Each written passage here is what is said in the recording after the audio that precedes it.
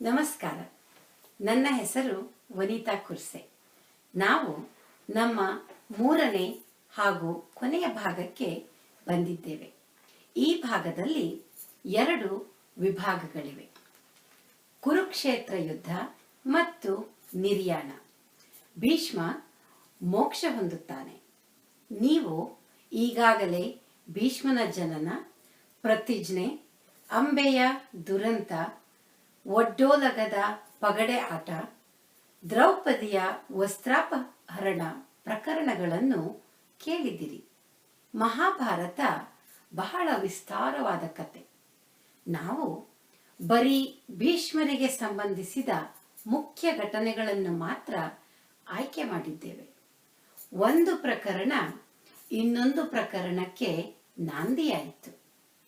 ಪ್ರತಿ ಬಾರಿಯೂ ಭೀಷ್ಮನು ಧ್ಯೇಯನಿಷ್ಠನಾಗಿದ್ದರೂ ಅವನು ಎಸಗಿದ ಕಾರ್ಯಗಳೆಲ್ಲವೂ ಧರ್ಮ ಬಾಹಿರವಾದವು. ಹೀಗಾಗಿ ಭೀಷ್ಮನ ಸಮಕ್ಷಮದಲ್ಲೇ ಜೂಜಾಟವಾಡಿ ಯುಧಿಷ್ಠಿರ ಎಲ್ಲವನ್ನೂ ಕಳೆದುಕೊಂಡು ಕಡೆಗೆ 12 ವರ್ಷ ವನವಾಸ, 1 ವರ್ಷ ಅಜ್ಞಾತವಾಸ ಗೈಯಬೇಕಾಗುತ್ತದೆ. ಪಾಂಡವರು ವನವಾಸಕ್ಕೆ ತೆರಳಲು ಮುಂಬರುವ ದುರ್ಘಟನೆಗಳ ಚಿಂತಿಸಿ ವ್ಯಾಸ ಮಹಾಮುನಿ ತಾಯಿ ಸತ್ಯವತಿಗೆ ದರ್ಶನ ಕೊಡುತ್ತಾರೆ. ನಾನು ನನ್ನ ಜೀವಿತದಲ್ಲಿ ಕುರುವಂಶದ ಜೊತೆಗೆ ಶಂತನು ಮಹಾರಾಜರ ಸಂತಾನೋತ್ಪತ್ತಿ ಮತ್ತು ಅಭಿವೃದ್ಧಿಗೋಸ್ಕರ ಎಲ್ಲ ಥರದಲ್ಲಿ ಹೆಣಗಾಡಿದೆ. ಇನ್ನು ನನ್ನಿಂದ ಸಾಧ್ಯವಿಲ್ಲ. ಬಸುವಳಿದಿದ್ದೇನೆ. ನನ್ನ ಪುತ್ರ ಶ್ರೀ ಕೃಷ್ಣ ದ್ವೈಪಾಯನ ಬಂದು ಹೇಳಿದ, ಅಮ್ಮ, ಇನ್ನು ನೀನು ಹಸ್ತಿನಾವತಿಯಲ್ಲಿ ಇರುವುದು ತರವಲ್ಲ. ಮುಂಬರಲಿರುವ ವರ್ಷಗಳು ಹಸ್ತಿನಾವತಿಗೆ ಕರಾಳ ವರ್ಷಗಳು. ಪುನಃ ಹಸ್ತಿನಾವತಿಯು ಶೋಭಿಸುವ ಕಾಲ ಅಣತಿ ದೂರದಲ್ಲಿ.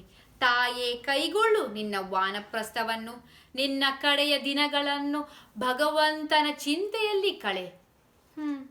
ಹಾಗೆ ನಾನು ವಾನಪ್ರಸ್ಥಗೈಯುತ್ತೇನೆ. ನನ್ನ ನಿಲುಮೆಗೆಟುಕದ ಈ ಜೀವನದ ಕದನವನ್ನು ಪುತ್ರ ಗಂಗಾಪುತ್ರನ ಕೈಯಲ್ಲಿ ಬಿಟ್ಟು ಹೋಗುತ್ತೇನೆ. ಸತ್ಯವತಿ ವಾನಪ್ರಸ್ಥಗೈದಳು. ಕಾಲಕ್ರಮದಲ್ಲಿ ಪಾಂಡುಸುತರು ತಮ್ಮ ವನವಾಸ ಎಲ್ಲ ತೀರಿಸಿ ಬರುವಾಗ ರಾಜ್ಯದ ಹಕ್ಕು ಕಳೆದುಕೊಂಡಿದ್ದರು. ಯುದ್ಧವೇ ಸಿದ್ಧ ಎಂದು ಬಗೆದು ಪಾಂಡವರು ಮತ್ತು ಕೌರವರು ಕುರುಕ್ಷೇತ್ರದಲ್ಲಿ ತಮ್ಮ ಘನಘೋರ ಯುದ್ಧಕ್ಕೆ ಸಿದ್ಧರಾಗಿದ್ದರು. ಕುರುಕ್ಷೇತ್ರ ಯುದ್ಧದಲ್ಲಿ ಅನೇಕ ಸಮರಗಳು ನಡೆದವು. ಈ ಸಮರಗಳಲ್ಲಿ ಅನೇಕ ಕಾಳಗಗಳು ನಡೆದವು. ಈ ಕಾಳಗಗಳಲ್ಲಿ ಭೀಷ್ಮಾರ್ಜುನರ ಕಾಳಗ ಪ್ರಮುಖವಾದದ್ದು.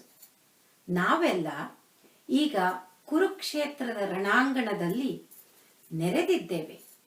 ಒಂದು ಕಡೆ ಪಾಂಡವರ 7 ಅಕ್ಷೋಹಿಣಿ ಸೈನ್ಯ, ಇನ್ನೊಂದೆಡೆ ಕೌರವರ 11 ಅಕ್ಷೋಹಿಣಿ ಸೈನ್ಯ. ಒಟ್ಟು 18 ಅಕ್ಷೋಹಿಣಿ ಸೈನಿಕರು, ಅಂದರೆ ಈಗಿನ 4 ಮಿಲಿಯನ್ ಜನ ಒಬ್ಬ ಮನುಷ್ಯನನ್ನು ಸಿಂಹಾಸನದ ಮೇಲೆ ಕೂರಿಸಲು ಪ್ರಾಣ ಕೊಡಲು ತಯಾರಿದ್ದರು. ಇಲ್ಲ, ಪ್ರಾಣ ಬಿಡಲು ಬಂದಿದ್ದರು. ಅದನ್ನೇ ಹೇಳುತ್ತಾರೆ, ಗುರಿ ನಿನ್ನದು, ಸಂಕಲ್ಪ ಬೇರೆ ಯಾರದ್ದು. The trigger that pulls the finger. ಗಿಡವಾಗಿ ಬಗ್ಗದ್ದು ಗಾದೆ ನೀವು ಕೇಳಿಯೇ ಇದ್ದೀರಿ. ಈ ಸಂದರ್ಭದಲ್ಲಿ ಅದು ಹೆಮ್ಮರವಾದ ನಂತರ ತುಂಬಾ ನೀರು, ಗೊಬ್ಬರ ಹಾಕಿದರೆ ಏನಾದೀತು? ಆ ಪರಿಸ್ಥಿತಿಯಲ್ಲಿತ್ತು. ಅದಕ್ಕೆ ಪರಿಹಾರ ಕಿಚ್ಚು. ಕಾಳ್ಗಿಚ್ಚು, ಕಾಳಗದ ಕಿಚ್ಚೇ ಗತಿ. ಭೀಷ್ಮರು ತಮ್ಮ ಡೇರೆಯಲ್ಲಿ ಚಿಂತಾಕ್ರಾಂತರಾಗಿ ದಹಿಸಲಿರುವ ಕಾಳ್ಗಿಚ್ಚಿನ ಬಗ್ಗೆ ಯೋಚಿಸುತ್ತಾ ಕೂತಿದ್ದರು. ಅಲ್ಲೇ ಸನಿಹದಲ್ಲಿ ಕೌರವರು ತಮ್ಮ ಡೇರೆಯಲ್ಲಿ ಒಟ್ಟಿಗೆ ಕೂತು ದೀರ್ಘ ಮಂತ್ರಾಲೋಚನೆಯಲ್ಲಿ ಇದ್ದರು. ಈ ಕತೆ ಹರಿಯುವ ವಿಧಾನ: ಮೊದಲನೇ ಬಾರಿ ಒಂದು ಪಾತ್ರ ವೇದಿಕೆ ಮೇಲೆ ಬರುವಾಗ ಸ್ವಪಾತ್ರ ಪರಿಚಯ. ಅದು ಸ್ವಲ್ಪ ವಿಸ್ತಾರವಾಗಿದ್ದು ಮುಂಬರಲಿರುವ ಕತೆಯ ಮುನ್ನುಡಿ ಇದ್ದ ಹಾಗೆ. ಕೆಲವು ಪಾತ್ರಧಾರಿಗಳು ಭಾಗ 1 ಇಲ್ಲ 2ರಿಂದ ಬಂದಿರಬಹುದು. ಅವರನ್ನು ಸಂದರ್ಭೋಚಿತವಾಗಿ ಗುರುತಿಸತಕ್ಕದ್ದು. ಹುಲು ಮಾನವರಾದ ನಮ್ಮ ಕಾಲ ಸೀಮಿತ. ಆದ್ದರಿಂದ ಮಧ್ಯ ಮಧ್ಯದಲ್ಲಿ ಸೂತ್ರಧಾರಿಯಾಗಿ ನಾನು ಕತೆಯ ಒಂದು ಭಾಗವನ್ನು ಇನ್ನೊಂದು ಭಾಗಕ್ಕೆ ಜೋಡಿಸುತ್ತಿರುತ್ತೇನೆ. ಇನ್ನು ಮುಂದೆ ತಾವು ಕಥೆಯನ್ನು ಆಲಿಸುವಂತವರಾಗಿ. ಜೀವನದಲ್ಲಿ ಕವಲುಗಳು ಅನೇಕ. ಪರಿಸರದ ಹಾಗೂ ಸಂದರ್ಭದ ಶಿಶುವಾಗಿ ನಾವು ಯೌವನದ ಮದದಲ್ಲಿ ಅನಾನುಭವದ ಉತ್ತಂಗದಲ್ಲಿ ತೆಗೆದುಕೊಂಡ ಕವಲು ಸರಿಯೋ ತಪ್ಪೋ ಎಂಬ ಪ್ರಶ್ನೆ ಉದ್ಭವಿಸಿದಾಗಲೆಲ್ಲ ಅಹಂ ಮಧ್ಯೆ ಬಂದು ಬುದ್ಧಿಯನ್ನು ಮಂಕು ಮಾಡಿದರ ಫಲ ಅದನ್ನು ಅದಮಿಡುತ್ತೇವೆ. ಕಾಲಕ್ರಮದಲ್ಲಿ ಸ್ವಯಂ ವಿಶ್ಲೇಷಣೆಯನ್ನು ಮಾಡುವ ಪರಿಪಾಠ ಪೂರ್ಣ ಬಿಟ್ಟು ಹೋಗುತ್ತದೆ. ಅಂಧ ಜಗತ್ತು ಜಯಕಾರ ಮಾಡುವ ಅಂಧ ಭಕ್ತವೃಂದ ಏನಾದರೂ ಸ್ವಲ್ಪ ಆತ್ಮ ಪರೀಕ್ಷೆ ಮಾಡಿಕೊಳ್ಳುವುದು ಕಿರಣವಿದ್ದರೆ ಅದು ನಂದಿ ಹೋಗುತ್ತದೆ. ಭೀಷ್ಮ ನೀನು ಅಚಲ, ಭೀಷ್ಮ ನೀನು ಪ್ರತಿಜ್ಞಾಬದ್ಧ, ನೀನು ಧರ್ಮಿಷ್ಠ, ಈ ಪದಗುಚ್ಛಗಳ ವರ್ಷದಲ್ಲಿ ಮುಳುಗಿಯನು ನಾನು. ಕೌರವರು ಎನ್ನಲ್ಲಿ ಕಳೆದುಕೊಂಡಿಹರು ಭರವಸೆ, ಪಾಂಡವರಿಗೆ ನಾನು ವೈರಿ, ಜಗತ್ತಿಗೆ ನಾನು ಸಾತ್ವಿಕ ಧರ್ಮನಿಷ್ಠ. ಮಾತೆ ಗಂಗಾ ಮಾತೆ ಮಾರ್ದನಿಗಾಯ್ತಾಯೇ ಮಾರ್ದನಿಗಾಯಿ. ಜಗವು ಆಗಿಹುದು ನನಗೆ ಪ್ರತಿಧ್ವನಿಯ ಆಗರ. ಈ ಎಲ್ಲದರ ಫಲ ಈಗ ನನ್ನ ಮುಪ್ಪಿನಲ್ಲಿ ಶತಮಾನದ ನಂತರ ಮೊಮ್ಮಕ್ಕಳರನ್ನೇ ಆಡಿಕೊಂಡು ನನ್ನ ಅಂತಃಪುರದಲ್ಲಿ ಕಳೆಯುವುದನ್ನು ಬಿಟ್ಟು ಇಲ್ಲಿ ನಿರರ್ಥಕವಾಗಿ ಯುದ್ಧ ಭೂಮಿಯಲ್ಲಿ ಧರ್ಮ ಸಂಕಷ್ಟದಲ್ಲಿ ಸಿಲುಕಿ ಕೂತಿದ್ದೇನೆ. ಈ ಯುದ್ಧಕಾಲೇ ಶಸ್ತ್ರಾಭ್ಯಾಸ ಮಾಡಿದರೂ ತೊಂದರೆ ಇಲ್ಲ. ಆದರೆ ಯುದ್ಧಕಾಲೇ ಧರ್ಮಾಭ್ಯಾಸ ಮಾಡಲು ಶುರು ಮಾಡಿದರೆ ತುಂಬ ತಡ. ಈ ಧರ್ಮದ ಅಭ್ಯಾಸವನ್ನು ನಾನು 1 ಶತಮಾನದ ಹಿಂದೆ ಮಾಡಬೇಕಿತ್ತೋ ಏನೋ. ನಾಳೆ ಯುದ್ಧದ ಪ್ರಥಮ ದಿನ. ಏನೇನು ಕಾದಿದೆಯೋ ಆ ಪರಮಾತ್ಮನೇ ಬಲ್ಲ. ತಮ್ಮಂದಿರೇ, ನಾವಿಲ್ಲಿ ಕುರುವಂಶದ ಪ್ರತಿನಿಧಿಗಳಾಗಿ 100 ಜನ ಸಹೋದರರು ಮತ್ತು 11 ಅಕ್ಷೌಹಿಣಿ ಸೈನ್ಯದೊಡಗೂಡಿ ರಣರಂಗದಲ್ಲಿ ಠಿಕಾಣೆ ಹೂಡಿ ಕೂತಿದ್ದೇವೆ. ಕೌರವರು ಅಂದರೆ ಲಂಪಟರು, ದುಷ್ಕರ್ಮಿಗಳು, ಹೇಡಿಗಳು ಎಂಬ ಭಾವನೆಯನ್ನು ನಮ್ಮ ಪಿತಾಮಹ ಭೀಷ್ಮರು, ಗುರುಗಳಾದ ದ್ರೋಣಾಚಾರ್ಯರು ಎಲ್ಲ ಜನರ ಮಧ್ಯದಲ್ಲಿ ಮೂಡಿಸಿಬಿಟ್ಟಿದ್ದಾರೆ. ನಾವು ಅದಕ್ಕೆ ವ್ಯತಿರಿಕ್ತವಾಗಿ ಧರ್ಮಯುದ್ಧದಲ್ಲಿ ನಾವೇನು ಕಡಿಮೆ ಇಲ್ಲವೆಂದು ತೋರಿಸಿಕೊಳ್ಳಬೇಕು. ನಾಳಿನ ಯುದ್ಧದಲ್ಲಿ ನಮ್ಮ ನಿಜ ಪೌರುಷ ಪ್ರದರ್ಶನವಾಗಲಿ. ಕುರುಕ್ಷೇತ್ರ ರಣರಂಗದ ಇನ್ನೊಂದು ಭಾಗಕ್ಕೆ ಬರೋಣ. ಇಲ್ಲಿ ಪಾಂಡವರೆಲ್ಲ ಒಂದು ಡೇರಿಯಲ್ಲಿ ಕುಳಿತು ಯುದ್ಧಕ್ಕೆ ತೀರಾ ವಿರೋಧವಿದ್ದ ನಾವು ಇಲ್ಲಿಗೆ ಹೇಗೆ ಬಂದೆವು, ವಿಧಿ ನಮ್ಮನ್ನು ಈ ಸ್ಥಿತಿಗೆ ಹೇಗೆ ನೂಕಿತು ಎಂದು ತಮ್ಮಲ್ಲೇ ಮಾತನಾಡುತ್ತಾ ಕೂತಿದ್ದಾರೆ. ತಮ್ಮಂದಿರೇ, ನನ್ನ ಅತಿ ಧರ್ಮಪಾಲನೆ, ಅತಿ ದಾಕ್ಷಿಣ್ಯ ಪ್ರವೃತ್ತಿ, ಅತಿ ಶಾಂತ ಸ್ವಭಾವ ನಮ್ಮನ್ನು ಈ ಕುರುಕ್ಷೇತ್ರದ ರಣಾಂಗದಲ್ಲಿ ತಂದು ಹಾಕಿದೆ. ಅಂದು ಒಡ್ಡೊಲಗದಲ್ಲಿ ನನಗೇನಾಯಿತು ಎಂದು ಅರಿಯೆ ಎನ್ನ ಮನದಲ್ಲಿ ಎರಕ ಹೋಯಿತು ಕೊರೆದು ಹಾಕಿದ್ದು ಈ 2 ಪದಗಳು: ಧರ್ಮಕ್ಕೆ ಜಯ. ಈ ಧರ್ಮಕ್ಕೆ ಜಯ ಎಂಬ 2 ಪದಗಳು ನನ್ನನ್ನು ಪ್ರಪಾದದಿಂದ ಪಾತಾಳಕ್ಕೆ ನೂಕಿತು. ಆಗಬಾರದ, ಅನುಭವಿಸಬಾರದ ಕಷ್ಟ ನಷ್ಟ ಎಲ್ಲವನ್ನೂ ಅನುಭವಿಸಿದೆವು. ನನ್ನನ್ನು ಮನ್ನಿಸಿ ತಮ್ಮಂದಿರೇ, ಮನ್ನಿಸಿ. ಯಾವುದೇ ಬುದ್ಧಿ ಪಕ್ವವಾಗಿರುವ ವ್ಯಕ್ತಿ ಯುದ್ಧ ಮಾಡಲಾರ. ನಾವೆಲ್ಲ ವಯಸ್ಕರು, ಜೀವನದ ಅನುಭವ ಇರುವವರು, ಯಾವುದು ಸರಿ ಯಾವುದು ತಪ್ಪೆಂದು ತಿಳಿದವರು. ಎಲ್ಲ ಸಮಸ್ಯೆಗಳನ್ನು ಧೀಮಂತವಾಗಿ ಮಾತನಾಡಿ ಬಗೆಹರಿಸಬೇಕಷ್ಟೇ, ವಿನಾ ಯುದ್ಧ ಮಾಡಿಯಲ್ಲ. ಶೋಚನೀಯ, ಶೋಚನೀಯ! ನಾವೀಗ ಎಂಥ ದುಸ್ಥಿತಿಗೆ ತಲುಪಿದ್ದೇವೆ. ಯುದ್ಧ ಅನಿವಾರ್ಯ. ನಮ್ಮ ತನು, ಮನ ಮತ್ತು ಧನವಾಹಕ್ಕೆ ಪ್ರಯತ್ನ ಮಾಡೋಣ. ಆದರೆ ಇನ್ನೂ ಸಹ ನಾವು ಧರ್ಮಬಾಹಿರರಾಗಿ ಯುದ್ಧ ಮಾಡಲೇಬಾರದು. ತಮ್ಮಂದಿರೇ, ನಮ್ಮ ಬಾಳು ನಿದರ್ಶನವಾಗಬೇಕೇ ವಿನಃ ಪ್ರದರ್ಶನವಾಗಬಾರದು. ಅಣ್ಣ ಧರ್ಮನಂದನ, ಚಿಂತೆ ಬಿಡು. ನಮ್ಮ ಬಾಲ್ಯದಿಂದಲೂ ಹೆಜ್ಜೆ ಹೆಜ್ಜೆಗೂ ಆ ದುರ್ಯೋಧನ, ಆ ದುರ್ಯೋಧನ, ಅವನ ಹೆಸರು ಎತ್ತಿದರೆ ಎನ್ನ ರಕ್ತ ಕುದಿಯುತ್ತದೆ. ಆ ದುರ್ಯೋಧನ ನಮ್ಮ ಐವರ ಬೇರ್ಪಡಿಸಲು, ನಮ್ಮ ಒಗ್ಗಟ್ಟು ಮುರಿಯಲು, ನಮ್ಮಲ್ಲಿ ಭಿನ್ನಾಭಿಪ್ರಾಯ, ವೈಮನಸ್ಯ, ಒಳಜಗಳ ಹುಟ್ಟಿಸಲು ಸಾಕಷ್ಟು ಬೆಂಕಿ ಗಾಳಿ ಹಾಕಿದ್ದಾನೆ. ಆದರೆ ಎಂಥ ದುರ್ಧರ ಪರಿಸ್ಥಿತಿಯಲ್ಲೂ ನಾವು ಧೃತಿಗೆಡಲಿಲ್ಲ. ನಮ್ಮ ಏಕತೆ, ಪಂಚಪಾಂಡವರು, 5 ದೇಹ ಒಂದೇ ಮನಸ್ಸು ಎಂಬ ವಿಚಾರ ಸುಳ್ಳಾಗಲಿಲ್ಲ. ನಮ್ಮ ಒಗ್ಗಟ್ಟು ಅಚಲವಾಗಿದೆ ಅಣ್ಣ. ಅದಕ್ಕೆ ಕಾರಣ ನೀನೇ ಅಣ್ಣ, ನೀನೇ ಕಾರಣ. ನೀನು ನಮ್ಮ ಧರ್ಮದ ಹಾದಿಯಿಂದ ವಿಚಲಿತರಾಗಲು ಎಂದೂ ಬಿಡದೆ ಕಾಪಾಡಿದೆ. ಏನಾಯಿತು? ಕಾಡಿಗೆ ಹೋದರೆ ಕಾಡು ನಾಡು ಎಲ್ಲವೂ ರಾಜನಿಗೆ ಸೇರಿದಲ್ಲವೇ? ಅಗ್ರಜ, ಚಿಂತೆ ಬಿಡು. ಅಂತಿಮವಾಗಿ ಜಯ ಧರ್ಮಕ್ಕೆ, ಜಯ ನಮಗೆ. ಪಾಂಚಾಲಿಯ ಪ್ರಿಯ ಪತ್ನಿ ಚಿರಯೌವನಿ ದ್ರೌಪದಿಯ ಶಪಥ ಸುಳ್ಳಾಗಬಾರದು. ಅದಕ್ಕೆ ಯುದ್ಧವೇ ಉತ್ತರ. ಆ ದುಶ್ಯಾಸನ ಸಿಗಿದು ಅವನ ರಕ್ತ ದೋಪಳಿ ಮಾಡಿ ಕೃಷ್ಣ ವೇಣಿಯ ನೀಲವೇಣಿಯ ಅವನ ರಕ್ತದಲ್ಲಿ ತೊಯ್ದ ಅವನ ಕರುಳಿನಿಂದ ಹೆಣೆಯದಿದ್ದರೆ ನಾನು ಭೀಮನೇ ಅಲ್ಲ. ಆ ದುಷ್ಕರ್ಮಿ ದುರ್ಯೋಧನನ ತೊಡೆ ಮುರಿಯುವುದಿದ್ದರೆ ನಾನು ಭೀಮನೇ ಅಲ್ಲ.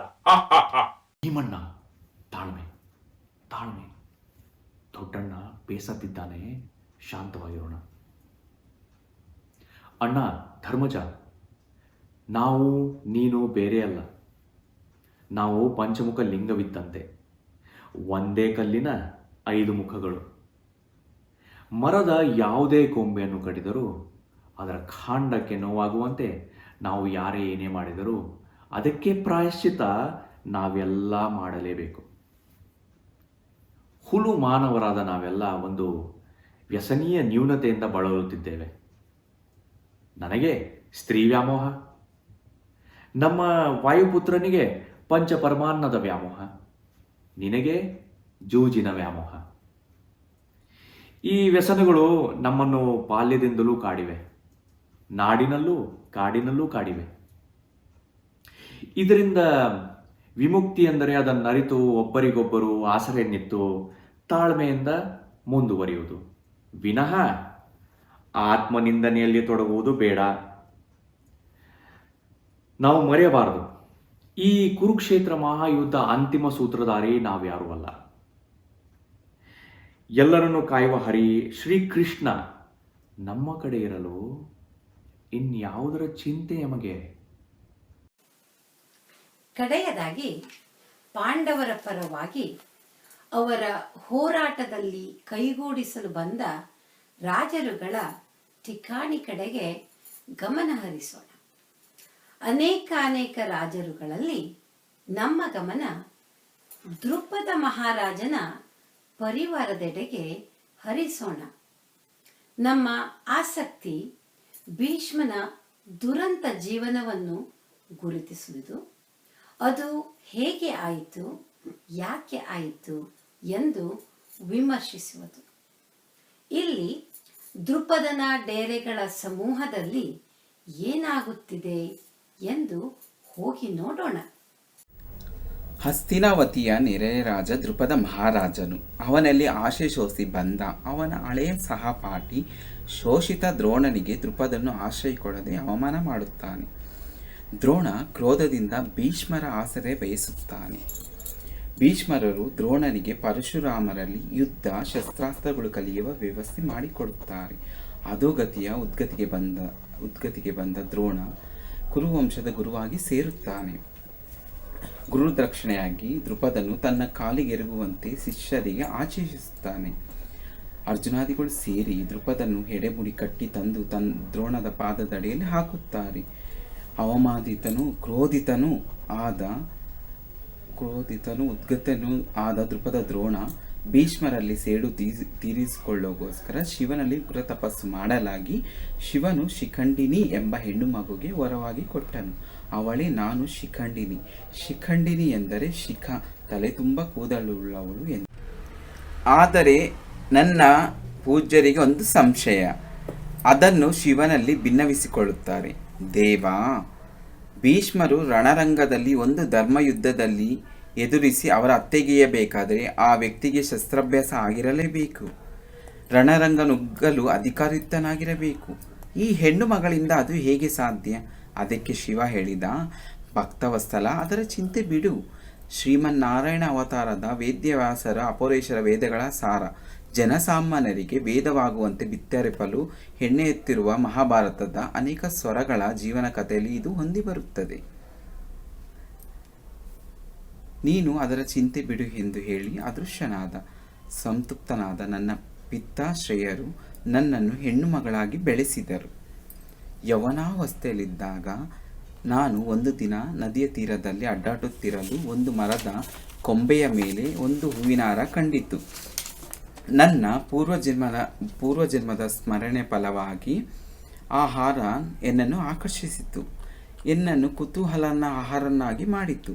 ಅದು ಎನ್ನನ್ನು ತೊಡೆ ಎಂದು ಪ್ರಚೋದಿಸಲು ನಾನು ಅದನ್ನು ತೊಟ್ಟೆ. ಆ ಕ್ಷಣ ನಾನು ಗಂಡಾಗಿ ಪರಿವರ್ತನೆ ಹೊಂದಿದೆ. ಅಂದಿನಿಂದ ನಾನು ಶಿಖಂಡಿ ಎಂದು ತನ್ನ ಹೆಸರು ಬದಲಾಯಿಸಿಕೊಂಡೆ.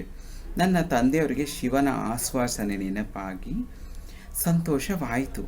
ದ್ರೋಣರ ಬಳು ಕಳುಹಿಸಿ ಪಾಂಡವರೊಡನೆ ಯುದ್ಧ, ಕಲೆ, ಶಸ್ತ್ರಾಭ್ಯಾಸ ಎಲ್ಲದರಲ್ಲೂ ಶಿಕ್ಷಣ ಕೊಡಿಸುತ್ತಿದ್ದಾರೆ. ಆಹಾ ವಿಧಿಯೇ, ಏನೆಂದು ಪೀಳಲಿ.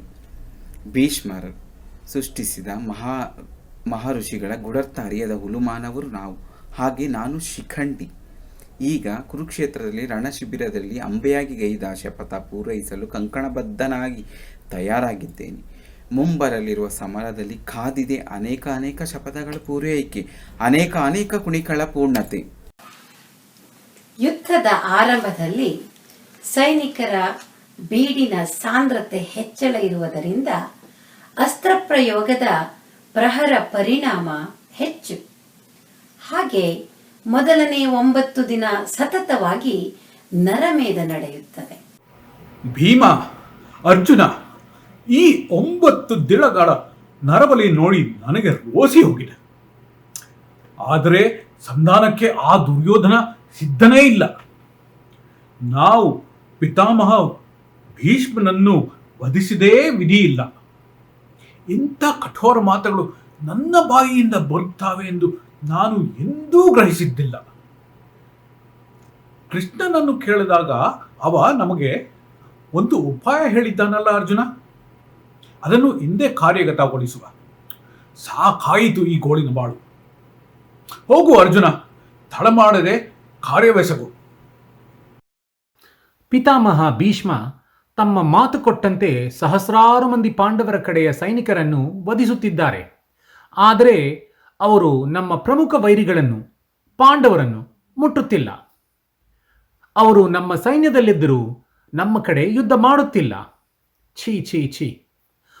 ಯಾರಲ್ಲಿ? ಅರ್ಜುನ ಇಲ್ಲಿ ನಮ್ಮ ಸೈನ್ಯದ ಮಧ್ಯೆ, ಅದು ನನ್ನ ಧೈರ್ಯಲ್ಲೇ. ಏನಿದರ ಚೋದ್ಯ? ಸೂರ್ಯಾಸ್ತಮವಾದ ನಂತರ ನಾವು ವೈರಿಗಳನ್ನು ಸತ್ಕರಿಸಬೇಕಂತೆ. ಹೇಳು, ನಿನ್ನ ರಾಜ್ಯ ಕಾರ್ಯ ಏನು ಬಂದೆ? ಸಂಧಾನಕ್ಕೆ ನಾವು ಸಿದ್ಧರಿಲ್ಲ. ಕಾಲಹರಣ ಮಾಡುವುದೇ ಬೇಡ. ದುರ್ಯೋಧನ, ಇಲ್ಲ, ನಾನು ಸಂಧಾನಕ್ಕೆ ಬರಲಿಲ್ಲ. ನಾನು ಬಂದಿರುವುದು ನೀನು ಹಿಂದೆ ನನಗೆ ಕೊಟ್ಟ ವರವ ಪಡೆಯಲು. ನೀನು ಚಿತ್ರಸೇನೆಯಿಂದ ಬಂಧಿತನಾಗಿದ್ದಾಗ ನಾನು ನಿನಗೆ ಬಂಧನ ವಿಮೋಚನೆ ಮಾಡಿದ್ದೆ. ಆಗ ನನಗೆ ನೀನು ವರ ಕೊಟ್ಟಿದ್ದೆ, ಅರ್ಜುನ ನೀ ಕೇಳಿದ್ದು ಕೊಡ್ತೇನೆ ಎಂದು. ಹಾಗೆ ಬಂದೆ. ಏನ್ ಕೇಳ್ತಾನೋ ಬಹಳ ಜಾಗ್ರತೆಯಿಂದ ಇರಬೇಕು. ಅರ್ಜುನ, ನಾನು ವರ ಕೊಟ್ಟಿದ್ದು ನಿಜ, ಆದರೆ ನಾನು ಹೇಳಿದ್ದು ನನ್ನ ಹತ್ತಿರ ಇರುವುದನ್ನು ನನ್ನ ಮಿತಿಗೆ ಕೊಡಲಾಗುವಂತನ್ನು ಕೊಡುತ್ತೇನೆ ಎಂದು ಹೇಳಿದೆ ವಿನಃ ನೀನು ಇಂದ್ರಾಚಂದ್ರಾದಿ ದೇವತೆಗಳನ್ನು ಕೇಳಿದರೆ ಕೊಡಲು ಸಾಧ್ಯವಿಲ್ಲ. ಅದು ಎನ್ನ ಕೈಯಲ್ಲಿಲ್ಲ. ಹಾಗೆಯೇ ಧರ್ಮಯುದ್ಧದ ಪ್ರಕಾರ ಯುದ್ಧಕ್ಕೆ ಸಂಬಂಧಪಟ್ಟದ್ದು ಕೇಳುವ ಹಾಗಿಲ್ಲ. ಹೀಗೆ ಅನೇಕ ಷರತ್ತುಗಳಿವೆ. ಇವನ್ನೆಲ್ಲ ಅರಿತು ಕೇಳು ಪಾರ್ಥ, ಅರಿತು ಕೇಳು. ಖಂಡಿತ ದಯಪಾಲಿಸುತ್ತೇನೆ. ಅಣ್ಣ ಧರ್ಮನಂದನ ಮತ್ತು ಭೀಮ ಇರುವಾಗ ನಾನು ಹಸ್ತಿನಾಪುರದ ರಾಜಕಿರೀಟವನ್ನು ಧರಿಸುವ ಯೋಗ ಎಂದೂ ಬಾರದು. ಇಂದು ಒಂದು ರಾತ್ರಿಗಾದರೂ ಮೋಜಿಗಾದರೂ ನಿನ್ನ ಮುಕುಟವು ಕೊಡು ಎನಗೆ. ಧೃತರಾಷ್ಟ್ರನಂದನ, ನಿನ್ನ ಮುಕುಟವು ಈ ಎನಗೆ.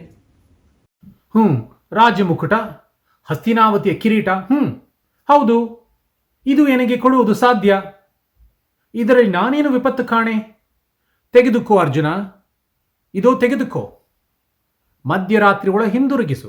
ಪ್ರಕೃತಿ ಯಾವುದೇ ಜೀವಿಯನ್ನ ಸೃಷ್ಟಿ ಮಾಡುತ್ತದೋ ಆ ಜೀವಿಗೆ ಜೀವನಾಧಾರವನ್ನು ಒದಗಿಸಿ ಬದುಕಲು ಅವಕಾಶ ಕೊಡುತ್ತದೆ. ಮತ್ತೆ ಕಾಲಕ್ರಮದಲ್ಲಿ ಆ ಜೀವಿಯನ್ನು ನಾಶ ಮಾಡುತ್ತದೆ.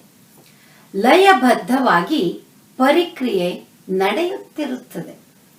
ಜೀವಿಗಳ ಜೀವನ ಪರಸ್ಪರ ಪೂರಕವಾಗಿಯೂ ಮಾರಕವಾಗಿಯೂ ಹೊಸೆದು ಹೆಣೆದಿರುತ್ತದೆ ಪ್ರಕೃತಿ.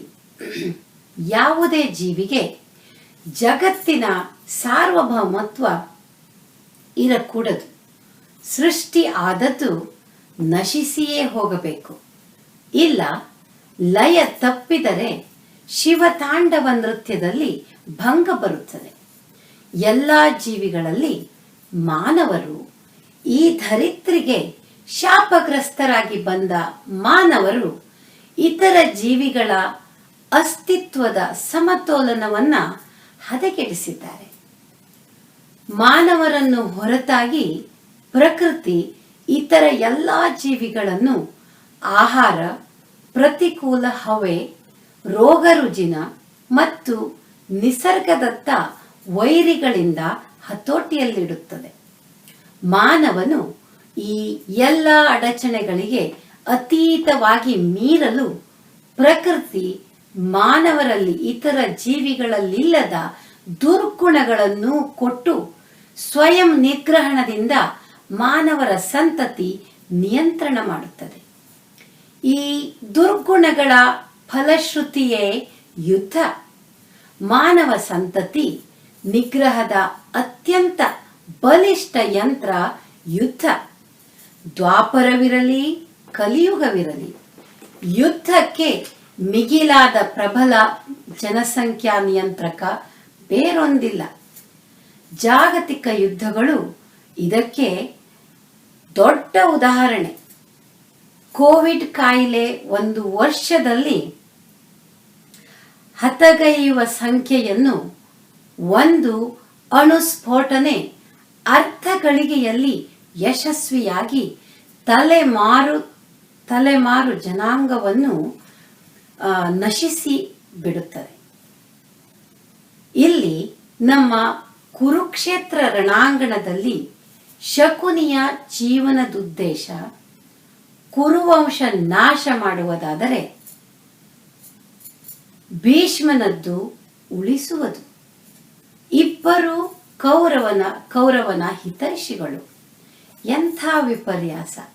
ಅದಕ್ಕೆ ಸರಿಯಾಗಿ ಕೌರವನು ಭೀಷ್ಮನನ್ನು ಸೈನ್ಯಾಧಿಕಾರಿಯನ್ನಾಗಿ ನೇಮಿಸುತ್ತಾನೆ.